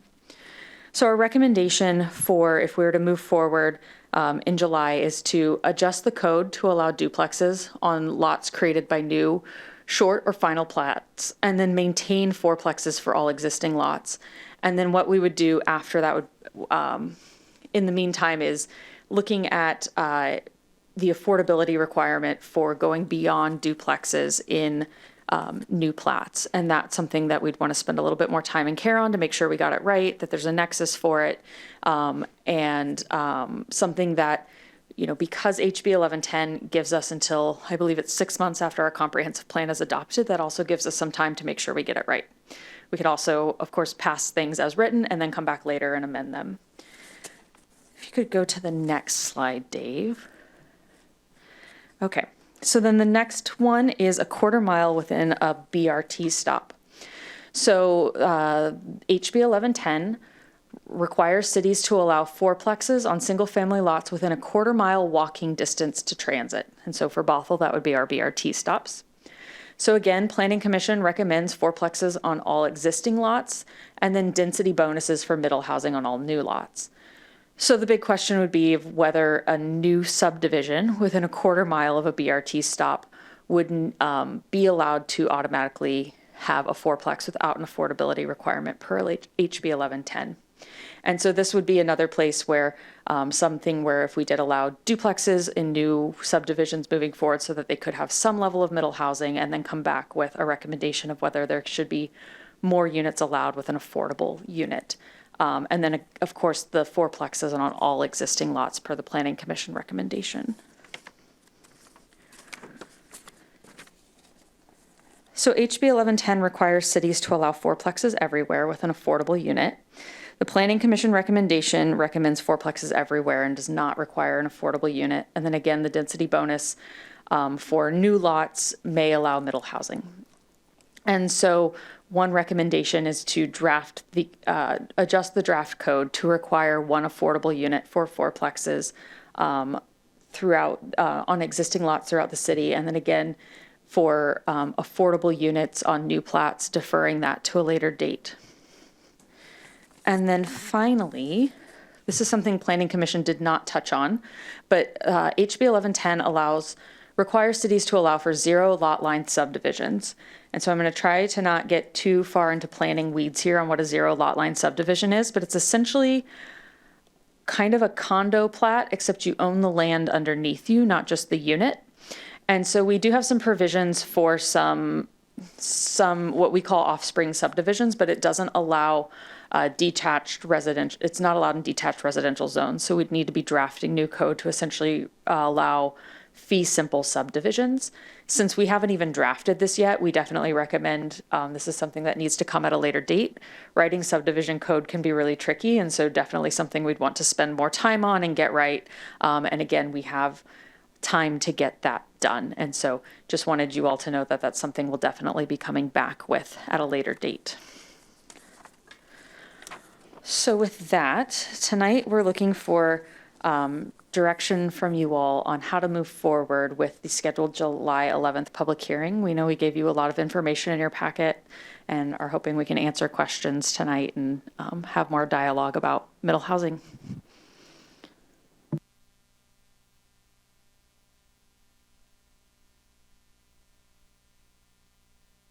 Well, I'll go since it's just a study session.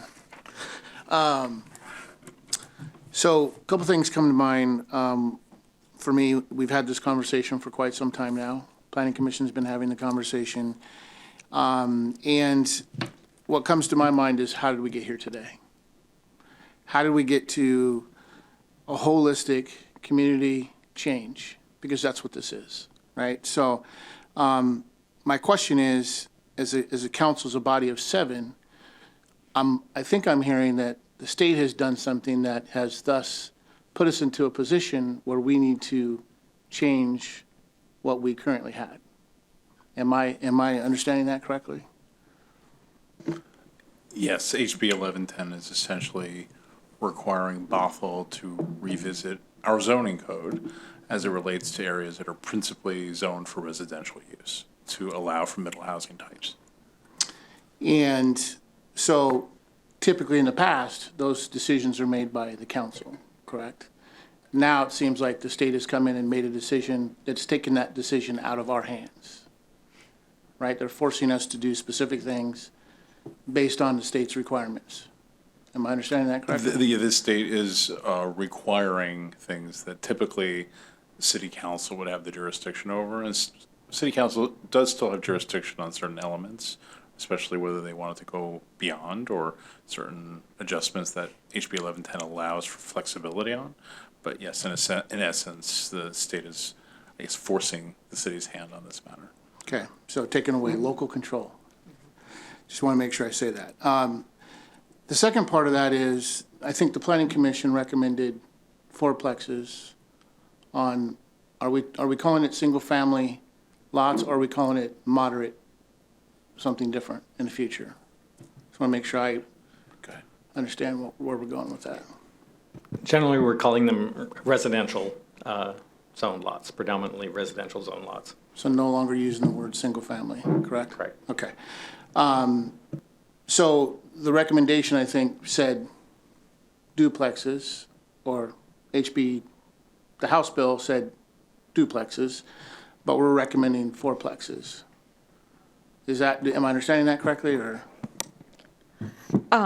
So Planning Commission was recommending fourplexes, state requires duplexes. So yes, there is a little bit of discrepancy, but then HB 1110 also requires cities to allow fourplexes everywhere if one unit is affordable, and then also requires fourplexes within a quarter mile of transit, in Bothell's case, bus rapid transit. So there's a few nuances in there of what we have to allow where, and some of that really can come down to if we went strictly with HB 1110, it would either be essentially a duplex everywhere, or if a developer so wished to do a fourplex with an affordable unit. Cities might adopt things in between that, where a triplex would be allowed without an affordable unit or something along those lines. Gotcha. So if we go with the recommendation of a fourplex, then is there an affordable element to that fourplex, or no affordable element to that fourplex? Per HB 1110, as we're reading it, there would be a required unit to be affordable. In our recommendation or the House bill? House bill, HB 1110 would require one unit to be affordable. The Planning Commission recommendation does not require an affordable unit for a fourplex on an existing lot. Okay, so that, I would definitely put a star check mark by that piece. Just one clarification, the HB 1110 requires one unit to be affordable in a fourplex outside that quarter mile walking distance from a BRT stop.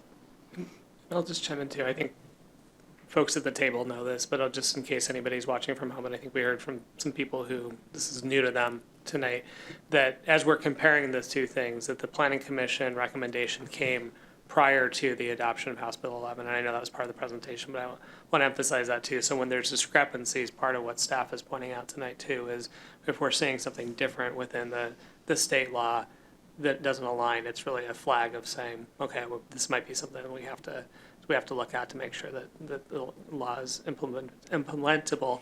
To your point about control on this, is like if there is something that is required in state law and not required in the Planning Commission recommendation, then what would come forward then would be looking at making sure we're in compliance with state law. But again, I think for the most part, we understand that in this room, and I just want to say that for anybody who is watching at home tonight. Okay, so just to kind of recap, it kind of sounds like Planning Commission work started previously to House Bill.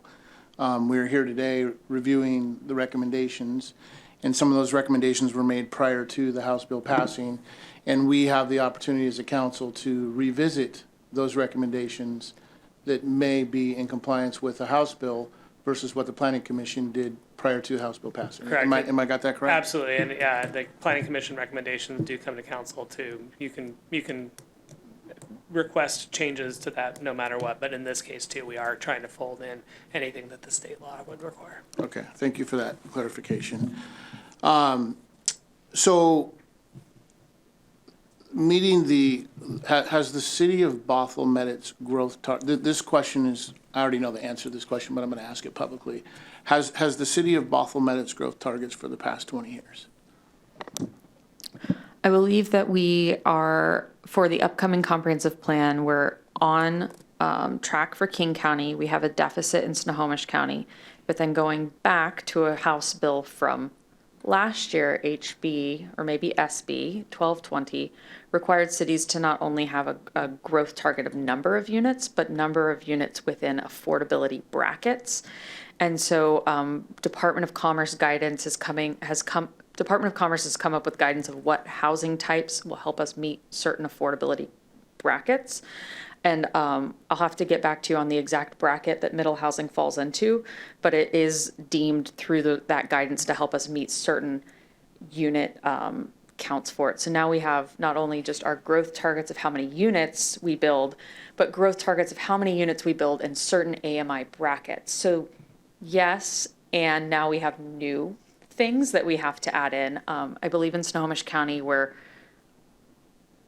let me report back to you later on the exact number that we're short, but we will have a deficit in the comprehensive plan that we'll be working toward. Fabulous. So that kind of leads into the next question is how do we gauge the outcome of middle housing to affordable housing? So if we say we're going to just arbitrarily start building fourplexes or duplexes or whatever on a lot, and we heard prices of townhomes are $900,000+, how do we equate middle housing to affordable housing? What is the mechanism in which we can show success that we are now following House Bill and we are creating this element that creates affordable housing, and out of how many, I think it was a 10%. So if somebody does 100 lots in a plat, 10% of that has to be affordable, right? So we created 10 affordable housing units out of 100. Am I understanding that? Is that gauge correct, or how do we gauge that? How do we? I think some of this, what might make sense is for us to revisit the guidance from Department of Commerce on how we're required to track for HB 1220, because per the Planning Commission recommendation of the 10%, that would meet some level of affordability, but they're also counting housing types towards certain affordable, whether or not that unit rents or sells at a specific AMI. And so I feel like looking at the guidance and getting back to you on that would probably be the best way to let you know of how we're going to be. And these are targets, not necessarily requirements, but I think if we can look at the guidance and write up a response or either have it write it up or bring it back in July, that would probably give you the best answer. Yeah, I think just having heard from the community, not just tonight, but over long periods of time, there's concern with change. Change is inevitable, right? We know our communities are going to change. But I think the not knowing piece is what's scaring people, not understanding, right? Like, as an example, if you live in a community that's an HOA, it may never change. Mm-hmm. You might not allow it to change. But if you live in a community where it's allowed, it could change dramatically. And if you moved to the community 2 years ago, I think we heard from somebody tonight, they moved from one situation similar to what we're creating to come here to have and raise their family. That's a scary proposition, right? I mean, I've been here a long time. So for me, hearing that just reinforces the fact that holistic changes like this can affect people's livelihoods. And I, sitting here today, I'm not an expert, can tell you what it's going to look like 10 years from now. But I can tell you if the opportunity is there, some will take advantage of that opportunity. I know we don't want to talk about homeowners taking advantage of that opportunity because there might be limited homeowners that build a duplex or a fourplex, get into the market to be a rental, own rental units. But developers will take advantage of that, right? They'll see little pockets that they can come in, and those little pockets can change the dynamic of an area in which somebody bought to raise their family. And, I'll just fully disclose, I'm in an area that you can't change, right? I'm in an HOA. But, what are we doing to ensure that we're not putting the burden of all of this on those areas of our community that have to take this because it's mandated? And for those of us who don't have to take it, we're free to speak our minds. Last thing I want to close with is the most important thing for me in this conversation is having an open discussion on what problem we're trying to solve. And if we're trying to solve affordable housing, then let's have the conversation on how we're going to get there.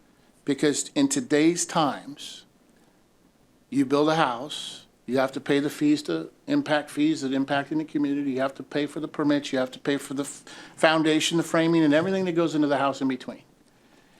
And the costs aren't getting any less. And until we learn how to build differently, more cost effectively, and not just the Western way of doing business, of framing and building homes, the affordability element is always going to be market rate. And if you take a lot and you say it's a single family or mod, whatever you want to call it, you take a lot and you say I can build 4 there or I can build 1 there. At the end of the day, if I'm a business person and I'm there to make money, I'm going to maximize my profits and I'm going to charge as much as the market will pay me. That's just a factor. So we have to find a way to say, okay, if we're going to allow that, how do we create the affordable housing piece? How do we get that? Subsidize it? I don't know what that looks like, but I'm just saying, to just say you can go build, and we can build 10,000 new units in Bothell, doesn't mean those 10,000 units are going to be affordable.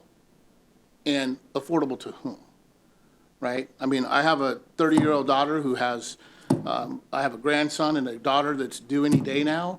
Yeah, I want to live them to live in Bothell, but 30 years ago when I wanted to live here, it was hard for me to buy a house here, right? She has the same problem. She wants to buy here. So how are we, through middle housing, how are we going to create that affordable piece? So at the end of the day, 20 years from now, if somebody's sitting at this table and looking at us and said, we holistically made a change in this community and we have 10,000 new people that can live here that could never have lived here before, that's a success. But if we don't have any of that, that's a failure. So I want to make sure we all have the conversation around what it really means, middle housing and affordable housing, and to whom we're trying to help.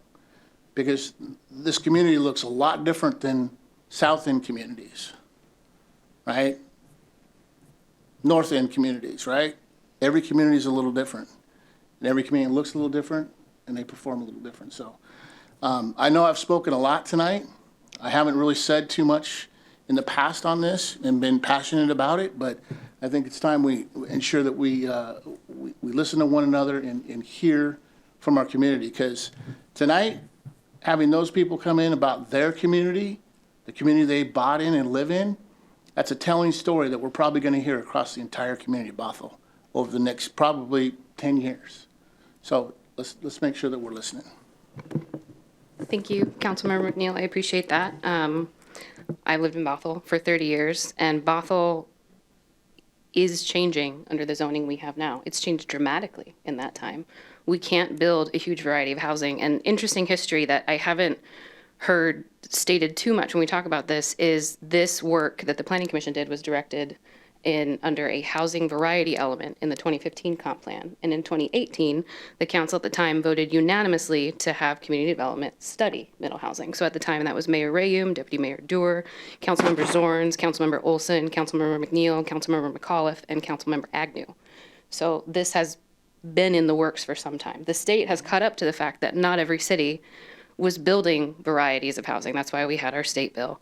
And it's a shame that because some cities were acting and some weren't, there was state action. I think there's a lot there that's disappointing, I guess. But at the same time, we see at the state level, people having to commute. You know, we've heard about tire dust killing salmon. When people drive 40 miles to work every day, that's what's happening. We have to have affordable housing for people who live here, for people who teach in our schools, our firefighters. When I was at the fire promotion ceremony, we have firefighters living in Bellingham, Twisp, and I think Twisp is more of a family situation than a commute situation, but it's wild.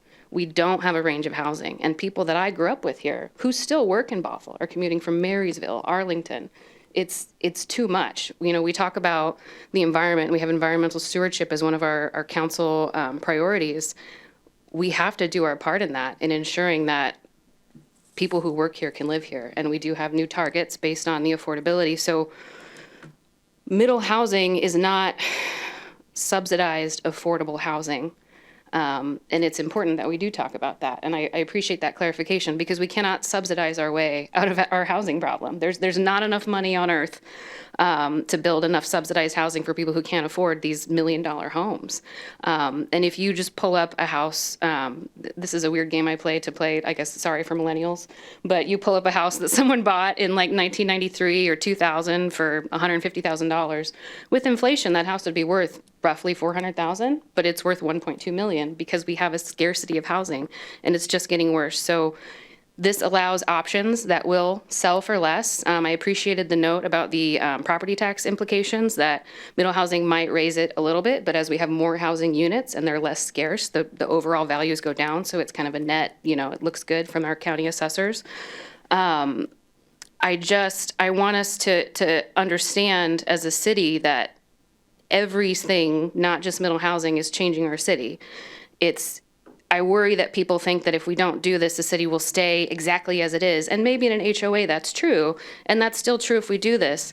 But I didn't buy in an HOA because I don't particularly care what my neighbor does with their house. They can paint it whatever color they want. This doesn't change how much you can build on a lot. So instead of having 5 people in a single family home, maybe we have 2 and 3 and 2 units. It's just none of my business. And I think that's whenever you go to buy a house, you pick an HOA because you want to have a little more control over everyone else and give up some control on your own, or you don't. Or more likely in Bothell right now, you buy the house you can get in a bidding war, HOA or not. So I think we have to really examine, who does this market work for right now? There's people who've had insane gains on their real estate, even in 5, 10, I had a condo for 4 years and it doubled in value. And I really wanted to ask, do you really want to pay this much for this condo when I sold it? But this market can't continue like this. And this is a minor change. I really appreciated the note about 2% conversion of units on existing lots, 3% more with a subdivision, still under 10% under all likely scenarios. It's gentle incremental change to try and address our huge problem. And it is concerning that we had folks from one neighborhood think that it was just their neighborhood. I do think it's fair that it's across the city. I'm looking forward to I have a READ report in here, but the racial equity analysis. There's more analysis to come. And I appreciate the thought of deferring some of these decisions until after we have guidance from Commerce, because we don't want to get too excited and have to pull back. But whatever we can do to encourage some of the change that is going to happen no matter what we do, to hopefully develop some units that are slightly more affordable to people who are starting out is great. I want to raise my family here too, just like I was, but I also know a lot of people who cannot possibly raise their families here, who work for everyone in the city who is right now. And we have to work on that, not only, I think, as a moral obligation, but now we have this, SB 1220, as Ashley said, to account to. So we have obligations as a city outside of just what's right. So I support the staff recommendations in here to answer your question about the study session, and just want to make sure that we all have the same history in mind. Thank you. Can I jump in here with the agreement that or the warning, not the agreement, the warning that I may jump back in here. Just need to, make sure that this side is fully weighted down, and then we'll yield it to you guys. The HOAs did not, 20, 30 years ago, did not foresee this legislation in the pipeline. And what it has created is an inequity throughout the city of, if you happen to be fortunate enough to buy a house in an HOA that gave you some protections, this is not a worry for you. But if you didn't, the burden is on you and your neighborhood to fill this density demand. And it's really not fair. To be honest, it's not fair. Now, full disclosure, I live on Sunrise Valley View Hill. I live on a piece of property that, when it's time to sell, we will make out like bandits on it. It's a prime piece of real estate. It is. But my concern is, what happens to that property? Will it remain a good neighbor? So when I see things like allowing to eat into the setbacks or reduce parking, those are all things that do not create being a good neighbor. I'll just give you a case in point. House next door to me, guy bought it. He lived in it for a while, but now he has 5 renters. They have less than a block to walk to a bus stop. They all have cars, all of them. One of them has 2. So that's 6 cars in one house. Now, what we understand is they are turning it into a duplex. putting a second kitchen in downstairs, full-service kitchen. Does that mean that he can now double his head count in there, calling it a duplex, and all those cars? The driveway does not support all those cars. And so now the street that should be shared by all the neighborhood, right, for whatever reason, is not. It's going to be taken over by, consistently, by people who need their cars to drive, and for whatever reason, they don't ride the bus.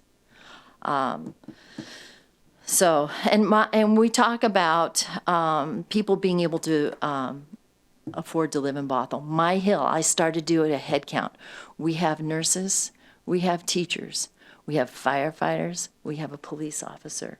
We have people who are not earning high incomes who call that hill home. And I think part of something that we need to, and I'm a little ahead of some of you guys in raising your kids. My children faced what my husband and I faced, which you probably faced, is that there's a mobile migration in the community that you grew up in. Probably wasn't a community that you could afford to live in. I can't tell you how many people who grew up in Edmonds with me moved to Bothell because they could afford Bothell. A lot of Bothell people who grew up in Bothell, my kids included, couldn't afford to live in Bothell, but now they live in Snohomish. I mean, if I was to ask you to raise hands for you who have lived in Bothell for a long time, how many of your people that you've known for a long time live in Snohomish or Monroe or Tacoma? A lot of people, and that's just the nature of it. I'm not happy with it. I would love all my children to live next door down the street from me. I would love it. I thought about it since the day they were born. But the nature of it is we can't fix it. We can maybe soften the blow of it, but we can't fix it. I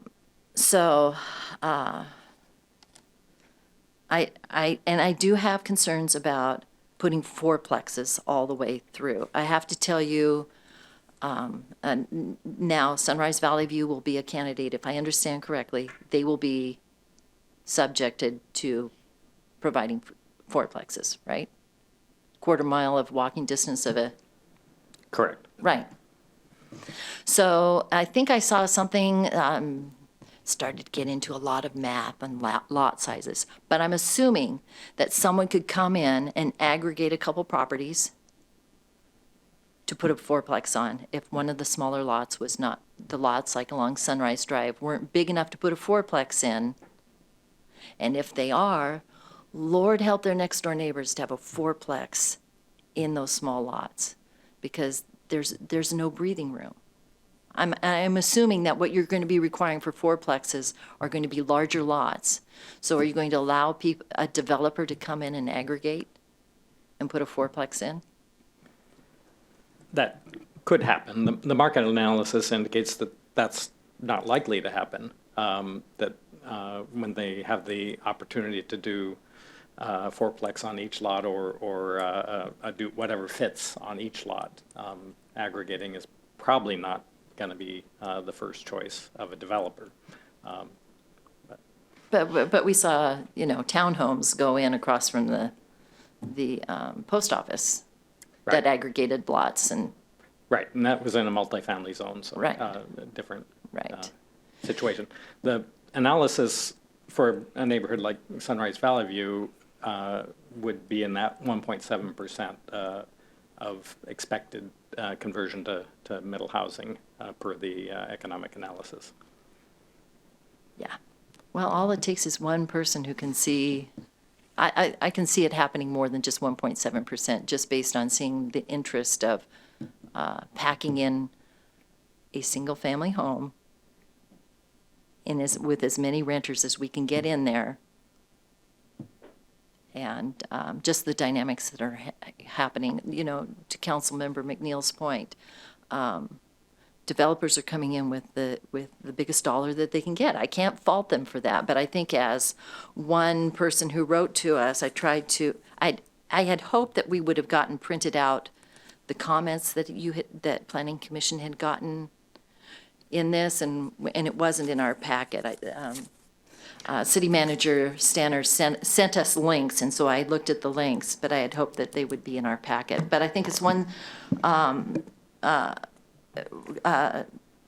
writer said, he's an architect himself and has served on several planning commissions, said, and this is a quote, "Developers will find a way to develop as much as they can for maximum profit. He's never met a developer that has the best interest in the community at heart." I know of one developer in Bothell who has the best interests of the community at heart, and he hasn't built in Bothell for a long time, and that's Steve Cox. Someone just came up to me recently, and he does big, huge multifamily, came up and said that he is a rare developer that will take a community's input in and soften his development on his impact. But you know, a dollar's a dollar, and I understand when it's your business, you're there to maximize your business. So that's my comments for right now. I'll just say we brought tonight the comments that Planning Commission got with the comprehensive plan in their consideration of the comprehensive plan amendments. For the public hearing, we will include all of the comments received to date, which are well over 100, I think. I really appreciated the folks that came and talked to us tonight, specifically from Valley View, and I heard the echoes of this in Councilmember McNeil's comments as well. You know, I think what you said is, what are we doing to make sure that we don't put the burden just on some areas of our community? And the folks that came earlier tonight basically said, apply this uniformly, don't just focus it on us. And the state bill, most of that neighborhood, I'm assuming, is within a quarter mile of a BRT line. I really like the idea of the whole city participating in this rather than focusing it on just those neighborhoods. I thought those folks made a really good point. You know, we are one city in 2 counties, and we are also one city within a quarter mile of frequent transit and not. And I'm a big fan of spreading out that pressure so that we don't just concentrate it on one place. So I really appreciate the Planning Commission's recommendation on this, as well as the folks that came here to comment today. I should have said this first. Thank you all. I know we asked for a lot in terms of the community engagement and going out and listening to our community on this in a pretty short period of time. And you've been busy. Just thank you. Like, just know that, like, I know that was a big lift and I really appreciate it. I also appreciate the care we've taken with some of the setback flexibility to preserve trees. I know that was a really big part of the community's feedback as well. And I see in our code and what we've been doing, how we've been responding to that feedback. So thank you for that. The zero lot line subdivisions, Deputy Director, you brought this up. This would basically allow cottage housing or something like that to be sold as fee simple instead of as part of a homeowners association, correct? Yes, they may still have a homeowners association because the units may be connected. So a lot of times if the units are connected, they'll have a homeowners association. I believe HB 1110, any homeowners association, not that you could do this, but no homeowners association moving forward would be able to not permit middle housing. But if it's an HOA for middle housing, why would you do that? Yeah. Okay, so when we say zero lot line, we're referring to the buildings that are getting built inside of that lot, not necessarily how close they're getting built to their neighbors. Yes, Okay. yes. It's also referred to as fee simple, which may be a more better, well, probably not a better describer, but another way to describe it. Yeah, the way the title is, it's the way the title is held, not the proximity to the neighbor's lot. Correct. So essentially the overall development has to meet the zoning code, but the individual lots created off of it don't have to. It's the aggregate is meeting the zoning code, not the individual. We had some folks in public comment also talking about zero lot line. And like, I feel like in their mind, that was somebody's going to build right up to the edge of my house from next door. And I just want to make clear that's not the case, correct? That's not the case. They would only be allowed to do that if the setback from the parent lot was zero. Okay. And so I think that's a good point too, is as we draft those amendments, maybe not calling it zero lot line and using fee simple or something like that so that it's Yeah. not as confusing. Yeah. Will allowing 4 units citywide and kind of spreading that pressure out as opposed to just concentrating it in the neighborhoods that the folks were here for tonight from, will that also make it easier for us to be in compliance with House Bill 1220? So I think right now, as the code is written by Planning Commission, it doesn't necessarily concentrate this in any specific neighborhoods. Yeah. I think that and I can totally see how the neighbors got there. There's some special provisions in the code about that neighborhood, and in order to allow middle housing citywide, we also have to amend those neighborhood requirements because they have additional requirements beyond just the zoning code. So it probably feels like they're being singled out because there aren't other parts of the code that we have to amend that refer to a special neighborhood. So they are having the same requirements as the rest of the city citywide. Okay. I think they actually, as it's written today, courtyard and cottage housing would actually not be allowed in those neighborhoods. And so it's actually a little bit more restrictive than the Planning Commission recommendation as a whole. Okay. But also House Bill 1110 really kind of focused that there as opposed to spreading everything out over the course of the city, correct? And I thought that may have been what they were referring to, but I could see it either way. Correct. House Bill 1110, because of the location and proximity to transit, does have a higher requirement. Okay. Perfect. Well, I like that our Planning Commission recommendation can kind of fix that and even that out because we are one city, even though we are in 2 counties and we are all in this together. Yes, on the deferral decisions, there's no sense in doing things twice, and I'm totally comfortable with your expertise and your recommendations on those. So in terms of the study session, yes, go forth. Thank you. And you know, Councilmember McNeil brought up, what are we trying to accomplish? Councilmember Zorns was more explicit about kids living in Bothell. Man, I hope my kids can live in Bothell someday. They're 6 and 8. They're good kids. Like, we don't have a lot of time left, but we got a few years for some of this to take hold. And I'd really like it if they could live somewhere around here, close to me, where I could see my grandkids grow up. Like, that sounds really cool, and I think that's a really honorable goal, and I think that's something that I'm really excited that we get to be a part of, not just for me, but for other folks with young kids that live in Bothell, that maybe those families can be a little closer someday. Maybe they don't have to move to Snohomish. Maybe they can stick around here. So that's not really a question. That's more of a statement. But thank you all for your help on this. I appreciate it.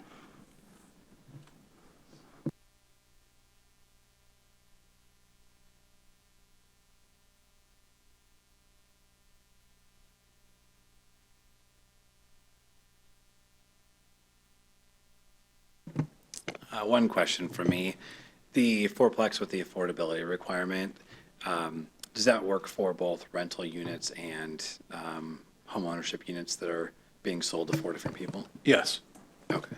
I'm assuming they have similar guidelines, but different guidelines for how that affordability requirement is Yeah, calculated. HB 1110 does require durable affordability requirements that would be attached to title. And that would be regardless of whether it's a rental unit or something that's going to be for owner occupancy. And whatever the vehicle is, it might be slightly different, but it would assure that affordability. Okay, great.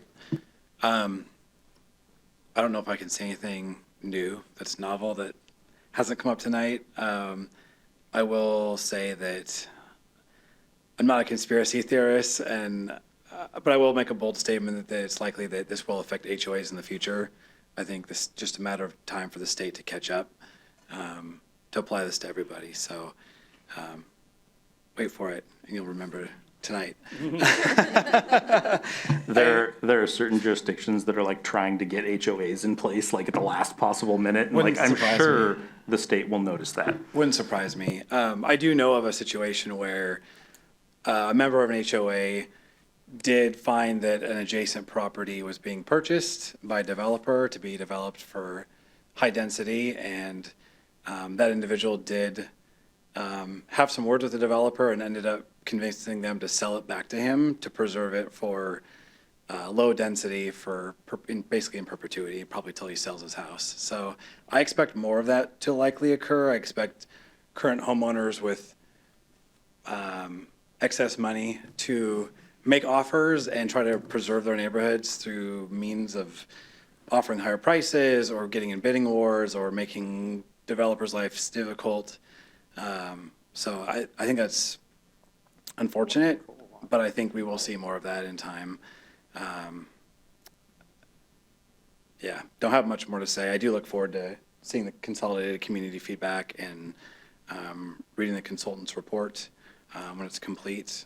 But thank you for all the work you're doing and for all the work you have done, and then trying to line it up with the state's latest bills to make sure we're being compliant.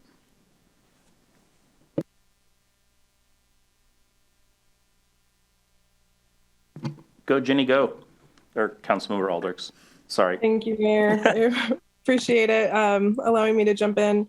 I first just want to start by sharing my appreciation for staff for going to partners in neighboring jurisdictions and community organizations like Arch and Eastside for All.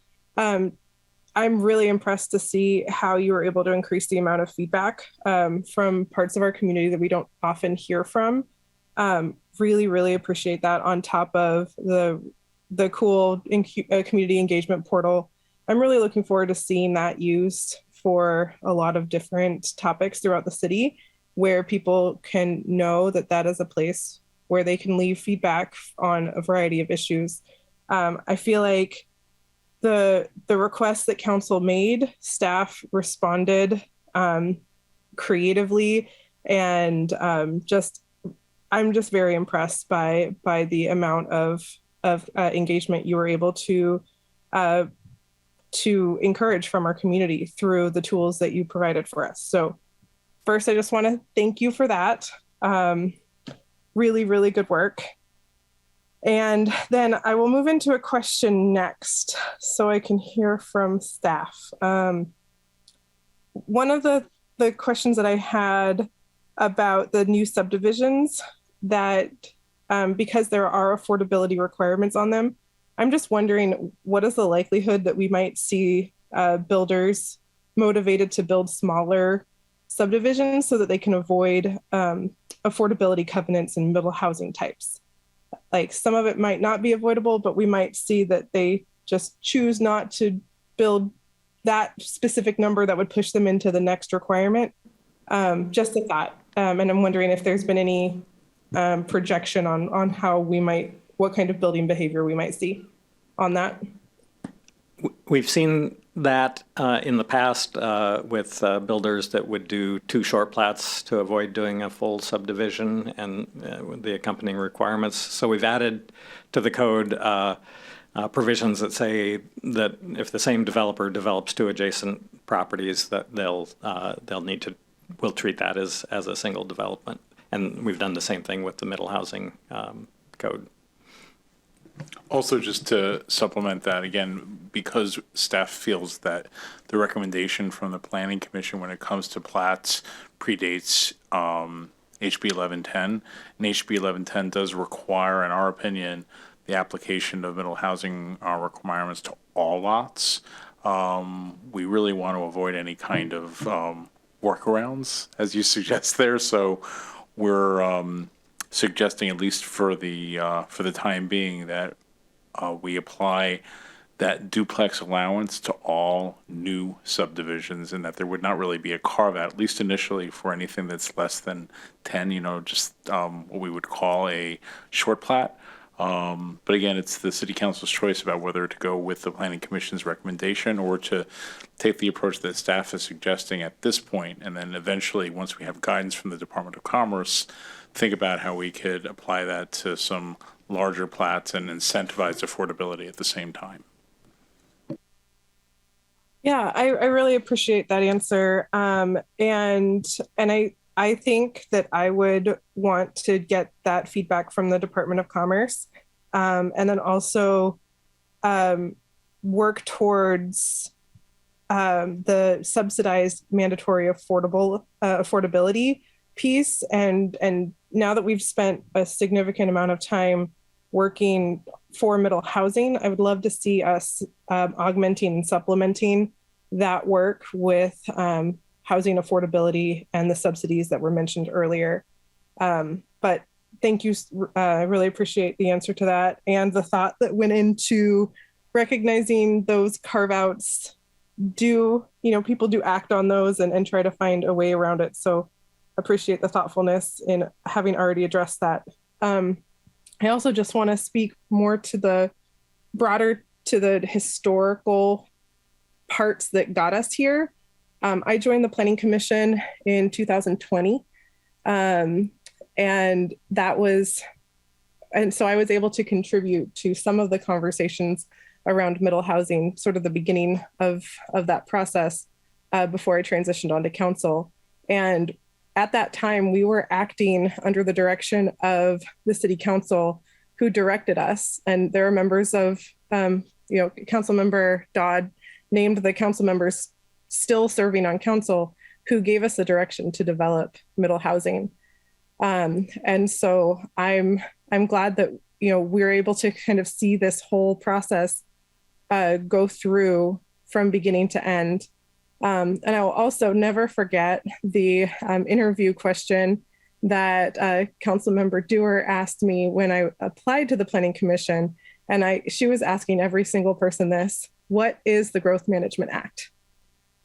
And, some of us knew what it was, some of us did not. I was in the camp of people who had an idea but was not clear on it. So I went home, did my homework, and found out. But I'd like to point out that the GMA looks at housing planning, housing development as a regional issue. And so I'm grateful that the state took a regional approach to address the history of exclusionary policy. I'm also really grateful that local control is not used as an excuse to allow jurisdictions to further exclusion in their planning policy. And so here we are implementing House Bill 1110 at the Bothell, in our jurisdiction of Bothell, and hearing the recommendations from the Planning Commission and all the work that they put into it. So I just wanted to add my thoughts to that. Thank you for bringing this forward, and I'm looking forward to the public hearing. Thank you.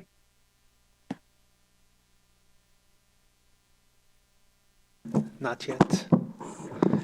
Thank you. Also, I would just want to add to my thanks, Sarah. I am a member of the community who Eastside for All reached out to. And you know how hard it is to get those folks to actually respond to a freaking survey? So I'm really glad that we took a proactive. Yes, we had 60, 150. I have to admit, I had a preview anyway. So I'm glad that we have we are proactive, we're intentional in outreach. The time period was really short and compressed, so we not as long as has been with, the rest of, this process in general. So maybe in the future we can expand that time frame, and I don't know if we have control over that. That way we get more people to be engaged, because it requires a lot of pushing, trust me. So I'm really glad. I'm looking forward to seeing the official results of those things. So kudos to the city for actually doing this work. Question about the Econo Northwest, right? That's who did the market analysis. Did they do what happens if we only implement HB 1110? Like, did they do a min-max medium analysis, or is it just here's that thing?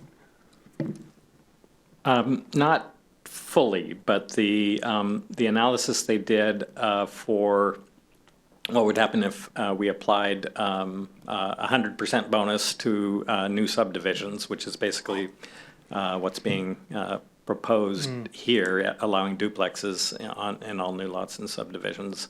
That did increase the percentage from around 5% to just over 8%. So. Okay, so they just here's the one thing, and here's what we think the likely scenario will be. It's not like here are 2-3 scenarios of how things will happen. Yeah? Yeah, basically they tested the planning commission recommendation and then that one other possibility. Are you going to be sending us this report Yes. at some point? Okay, cool. Thank you. What is the definition of affordable? We talk about, if you want to build a fourplex somewhere and you have to have one affordable unit, like what does that mean? So the definition of affordable housing or the definition of what that affordability requirement would be? Yes, Because affordable second housing would be 30% of someone's income. And then Dave, I'll let you take it on the AMI that would be targeted for that. Yeah, so it's housing that's affordable to someone earning a certain percentage of the area median income, spending 30% of their income on housing. Generally, affordable housing has been considered anything that somebody earning 80%, a household, not an individual, but a household earning 80% of the area median income can afford. Certain communities, and Bothell could probably do this as well, have demonstrated that their housing prices are so high that affordable housing can be as high as 100% of AMI or even 120% of AMI. And then when we look at affordable housing in the Eco Northwest report, they show that middle housing is generally going to be in the 80 to 120% AMI range, more towards the top of that. Especially if it's ownership, townhome style that can be subdivided through a zero light line process and sold. Whereas if it's rental housing, it'll be a little bit lower. And then in the planning commission recommended affordable requirements, where we require affordability, it would be to 80% for ownership and 60% for rental. So, can you remind us what's the AMI? I'm sorry? What is our AMI? Oh, I don't have those numbers memorized, but for a household of four, it's just over 100,000. 100K? Yeah. Okay. Cool. How much, what's the AMI, when you build a single family home? Like what AMI do those target usually? So I'd say 120 and up. 120 and up? Thank you. I'm just curious. So I have no agenda with these questions. I literally was just learning. I'm trying to learn so I can make a good decision here. And I would say new single family is going to be well above that. Existing single family homes can be in that 120 range. Okay. You mentioned there's removal of exclusionary language in some of the code. Like, do you have an example or two of what that language might be? Mostly in the recommended comp plan amendments. Removing references to exclusively single-family zoning and instead referencing residential zoning and low to moderate density residential zoning is what's being proposed.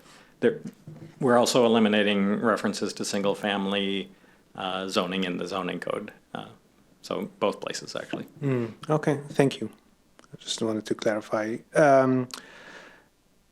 If we are unsure, there's undecided things. You mentioned that you were going to amend something, the recommendation, the Planning Commission recommendation, amended now to meet. Do we have to amend now, or can we wait till later? Because we do have, like, if we pass something now, or is it better to wait? So essentially, like if you passed the Planning Commission recommendation and then we came back later and amended it, the main reason I would recommend waiting on the things we don't know about is essentially you could have a developer is going to look at the code and figure out what they can do. And sometimes the code may change before they can get an application in. And so if we have code out there that then is eventually amended or we know we're going to amend, then it may cause confusion. Whereas if we know what we want in a certain place. We know it complies with state law. We feel comfortable with it, and City Council wants to move forward with a partial middle housing code. That would probably be a better approach in the long run. And then we could work with the development community, with our consultants, and with the Bothell community as a whole to figure out what we want to do essentially for subdivision. So essentially it's kind of like there's an infill ordinance and a subdivision ordinance. There's also always the option of just doing the same thing everywhere. But for our recommendation, just balancing Planning Commission and HB 1110, it seems like what we've recommended are the places that we feel most comfortable with being in compliance with each other. And when you say compliance, which leads to the next, thank you, which leads to the next question. So if the Planning Commission says fourplexes everywhere, and HB 1110 says duplexes, is that like maximum duplexes or is that minimum duplexes? And then the city can decide whether to go higher? So the minimum development would be single-family homes. So just because, I meant in middle housing. Yes, and then the maximum per HBL, so let's say we're not within transit, we're not doing an affordable unit, we're just a lot in the middle of a neighborhood. So that lot per HB 1110, we are required to have a maximum number of units permitted of a duplex. Per Planning Commission, it would be a fourplex. Because Planning Commission goes over HB 1110, it would technically be in compliance. And then the other piece of that is per HB 1110, you could have a fourplex there if one unit is affordable. Per Planning Commission, you could have a fourplex there regardless. But we do believe that as HB 1110 is written, that we do have to require a fourplex there. And so that's something we would need to amend before Planning Commission made a recommendation. Okay, thank you. So, but in general, without affordability in general, the HB 1110 is, here's the minimum requirement if you want to go over. It establishes the floor, but not the ceiling for us. Yeah, okay. When it sets like a minimum maximum, because you don't have to build a duplex. Oh, yes, Yeah. indeed. Because it's allowed. people get really confused, so I just, You are right, so it's allowed. The minimum, I meant only within. I'm going to trademark minimum maximum. Min-max. Yeah, so we can go, I mean, I don't think Planning Commission's recommendation was this. I mean, council can go higher than 2. Or Planning Commission's recommendation was to go higher than 2, was to go to 4. If City Council wanted to go higher than that, that's an option. It only says that, we have to permit at least a duplex in these situations. I see. Okay. Thank you. Because it says what happens if we go above nothing. It's just we give more options for the development of the land. The developer can go $3,000 mansion, 3,000 square foot mansion, which is $3 million, or they can go multiple units, which slightly cheaper, to your point. That's why I asked affordability. I wanted to ask what do we mean by affordability, but it is slightly more attainable for folks who make $120,000 a year, not $200,000 a year, or families. I was going to say it's a minimum of what we have to allow, but it's a maximum of what they can build. Her explanation was simpler. Okay. I was going to add too. Thinking about it like that really helps because we're not losing options. We're gaining options. On the middle housing tour, one of the I think I've been on that thing like 2,000 times. But on one of them, I got to talk to a homeowner, Tom, who was in my Bothell Police Community Academy cohort, and he bought a duplex and he turned it into a single family home. He built his dream home, and it just allows more possibility. And what I like about that is it's a little more self-determined. It feels a little more American, but it's nice to have choices because I hate the legacy of Councilmember Zorn's, what you said about, being priced out of Edmonds where you grew up. My mom was priced out of Issaquah. My dad was priced out of Seattle. They went to Bothell because they were blue collar workers and it had a school district that was good for my sibling. It's something that gives people more choices so that hopefully we don't have the same unfortunate circumstances that our parents had, or that, we want a little better for our kids. The mayor said that his kids are 6 and 8, mine is 7, and he's still at the age where when he builds his dream castles, I get a tower there. Who knows if he'll want to still give me a tower when he's grown up, but it adds choices, and it adds it in such a way that it's 8.8% full maximum, impact.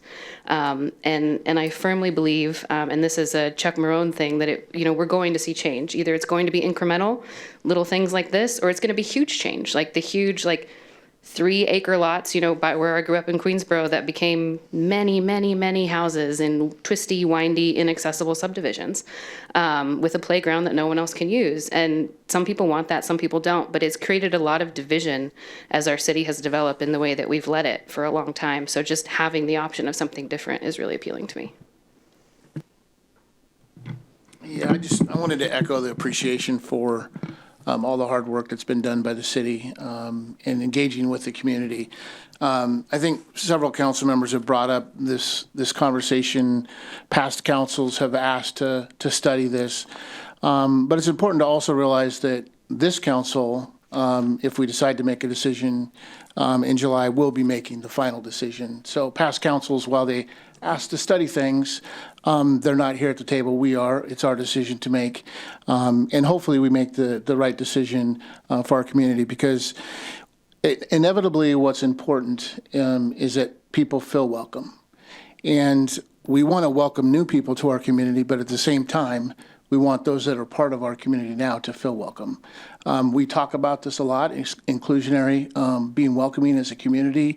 And so when people come and they speak to us about how they feel about the community that they moved to live in and raise their family, I think it's important for us to stop and take pause and listen with an open heart.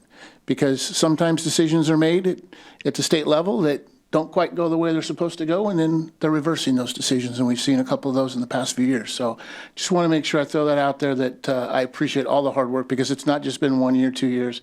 It's been many, many years, and the city has done an amazing job.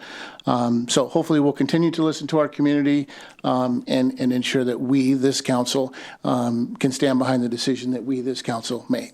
Thank you. I actually appreciate folks who come in and speak. Most folks who come in and speak, even like seeing first timers come in and speak today. I mean, that was amazing. I may not necessarily agree with everything they say, but it's awesome that they're passionate enough. I'm hoping that more folks will be able to come in, or at least we advertise more that they can zoom in or whatever, making this public process more accessible. Just like we've reached out now with surveys, but maybe getting folks to come and testify. That's why I asked, do we have a longer period of time so that we'll have more folks be involved in this? But it's awesome to see people speak. I turned mine on first. No, I wanted to add this. I forgot this thought when you were talking about the survey that went out to a community that you're part of. I think public comment can be hard to meet. I think about if I wasn't up here, I would need to get a babysitter or bring my kid and hope that goes well. And you have to be here at a set time. You can send emails, but and sometimes if there's a language barrier or a cultural barrier, you're not comfortable speaking in front of a crowd. I've heard that from people one-on-one, that they don't necessarily want to give a public comment. And public comment highlights the people who can give public comment. And it can feel like a lot, because we don't, this is not the hottest ticket on a Tuesday night. I'm sorry to tell you all that. And so I feel like, we can get. Justin disagrees. That's fair. That's fair. Hotter than the Stanley Cup. And so maybe we're gaining popularity. And so we get 10, 20 people, but if you look at the subset of the population of Bothell, when our job is to do the most good for the most people, it's great to have surveys that went out to multiple groups. And I haven't formally said, I just stare at you in awe, but thank you so much for the work on the community engagement, because it's so much more feedback than we've gotten, I think, on a lot of decisions. And I'm trying not to go out on a street corner and be like, give public comment, here's a candy bar. But it's, PSRC even did a survey on this, and it was 70% were in favor of just having more choices, right, of duplexes, triplexes. So it's good to get these surveys and just get more feedback from more people, because it can feel like, well, we heard 100% of people said they don't like it, but it's 100% of 4 people, and that's such a tiny percentage of Bothell's, 49,000? What are we at? 49,000. We hit 49. We're going to have a big party for 50, right? Kyle sort of shook his head. So yeah, I think just remembering all the people that can't make it to comment, is also important, and I appreciate the more chances we're getting to hear from people who just can't make it on a Tuesday night for whatever reason. Thank you. It reminds me, I was going to say, one of the things I love the most about local government is that, like, you can just come talk to us. Like, we're right here. Like, we're in your community. But to Councilmember Dodd's point, I read something really interesting a few months ago that it was like most of the public comment we get is people saying, we elected you. Please make good decisions. We are busy and we do not have time to come talk to you, because in a city of 49,000 people, you know, we've got a half dozen folks coming and talking to us on any given night. So just remembering that we're here to do the right thing for everybody. And at the same time, really appreciating the folks that do come in and tell us what they care about. Like the folks that came in tonight, they're like, we don't want to feel singled out. We want to be all in this together. And I really appreciate that. I just want to add, this is not to reflect on you, Sarah, at all. But when you said, no, but when you said that we had, what was it, Chinese and Spanish, and we had 0 people, I was like, oh, that would have been great to hear from them. And then I did a rabbit trail in my brain, because up in the corner that you live in, there's a huge Indian population. And what I've noticed is, you know, out doorbelling and visiting with folks, they'll say, you know, I'm not a citizen, I can't vote. And I'll say, but do you pay property taxes? And they'll say, yes. And I'll say, please come to city council, because I would love to hear what you want for your neighborhood. And in hindsight, I would love to know in these, which is very often multi-generational homes, how they feel about this. And because they don't vote, that doesn't disqualify for them having an opinion. So it's not reflecting on you at all. It's just me looking at a lost opportunity that I wish we had. I just wanted to note one thing. You know, we offered the translation services as we did the flyer. And what we learned, and I think this is going to be instructive for our comprehensive plan, is that certain words don't translate well. So when we say middle housing, what does that mean to different communities? Literally a middle size, like, you know, the size of a home. So, you know, context is often lost in translation, and we don't know sometimes how it's being read. So we're going to have to try to figure out the best way to do that through the comprehensive plan outreach, and make sure that we don't get too caught up in lingo and being really aware of the terminology that we use. And this was really helpful for us to understand that middle housing doesn't translate well, and we have to figure out better ways to communicate. No, that's a good point. And anybody who's raised a toddler knows that there's always a translation problem too, because they take everything literally. I guess maybe as a city, this is just kind of a lesson learned, is that for situations where it doesn't require a public vote, but people are invested in the community, how do we encourage them, because they're paying property tax, how do we encourage them to come in and say, this is what I want my neighborhood to look like? I don't have an answer for that, but I wish, you know, we were more effective in reaching out to these communities. One thing I wanted to add in response to the lack of foreign language responses to our survey is that Eastside for All, and this is a lesson learned, they did the outreach to underrepresented communities, and they got 40% of the responses were in languages other than English. So I think that's something that we can learn on and build on in the comprehensive plan. Yeah, that's outreach. a good point, because the number of Caucasian was like, what, 60 some odd %? And that's not representative of our whole demographic. So those are good. That's a good point. I think the big takeaway from it is with some communities, it's going to take a lot more effort on our part to reach out to them. And so we really need to start building those relationships and doing that work, because we don't want it to be transactional. We want to actually have these conversations. And so we obviously are doing a really good job of reaching out to certain demographics, but other groups, we just need to spend more time building relationships before we can get some of that feedback. So hopefully this is a good first step with the Eastside for All, and we can continue to move forward with that. One thing I wanted to bring up, Councilmember Zorn's talked about, you know, how do we get things out into the public? Well, we just talked about an EMS levy tonight, right? We did the seniors levy. We've done public safety levies, streets and sidewalk levies.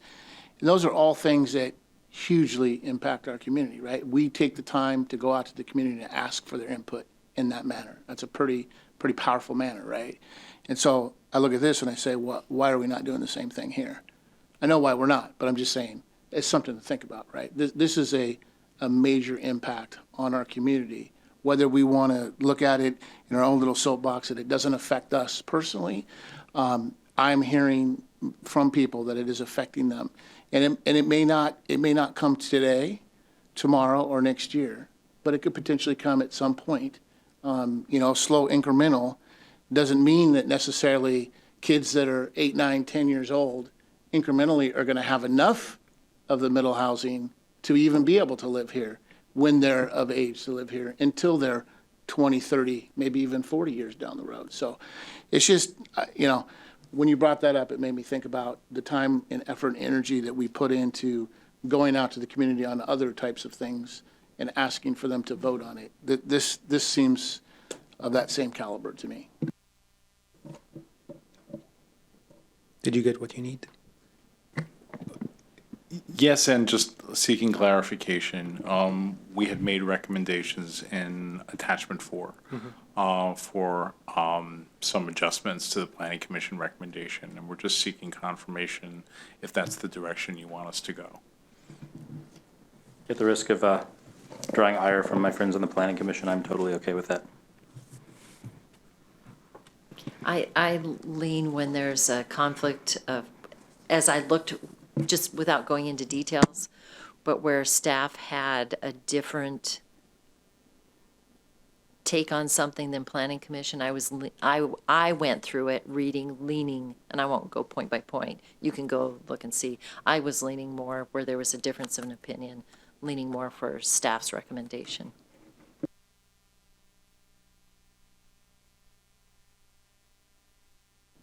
Thank you. Thank you, guys. Appreciate it. All right, council conversations. Converse. Oh, I'm gonna add in, Jean, you brought this up a couple weeks ago. So this weekend is the fundraiser for Adam Lamb from our fire department at Carolina Smoke. It's Saturday, right? Saturday or Sunday? Sunday for Father's Day at 11, if I'm pretty sure. It is on Carolina Smoke's Facebook page. If you do not use Facebook and you're like Amanda mentioned it and didn't have all the details, send me an email and I will track it down for you. So yeah, just wanted to publicize that. Just show up Sunday afternoon. It's on my calendar for Sunday. What time? 11. Okay, perfect. But that's on my calendar. That is not official to anybody watching. Look it up. You did say it as the mayor.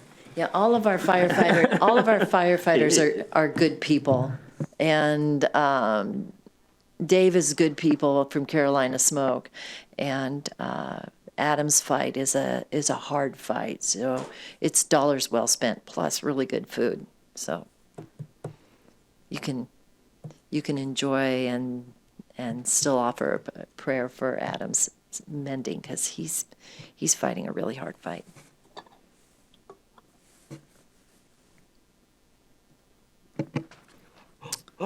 I'll say happy birthday to the assistant city manager. I think she's gone, thankfully. Glad she left early tonight for her birthday. So happy birthday to her.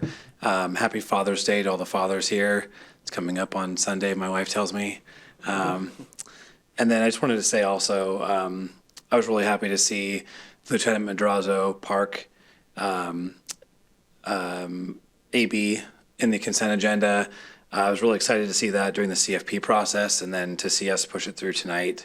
Very thankful, and my class, Bothell class of 2001, very thankful as well. So looking forward to that being completed next year. I know it's been a long road to get this done. It's been on the list for a while, and we've been looking for funding and the construction aspect of it. So looking forward to opening that up and inviting a bunch of former classmates back to the city to celebrate that and celebrate Nick. He was an incredible guy.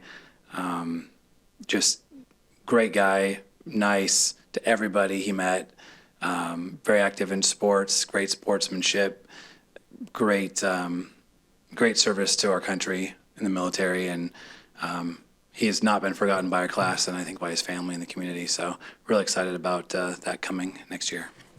Yeah, thank you for bringing that up. I shared this during the CFP process, but I went through North Shore schools with his younger siblings and cousins. There were a lot of cousins and stuff kind of all in the same grade with me. And some of them are still in Bothell, and some of, his family and aunts and uncles. So it's, I'm glad we could do just this not small thing, but small thing in comparison to the loss and to honor him. So fully seconding that.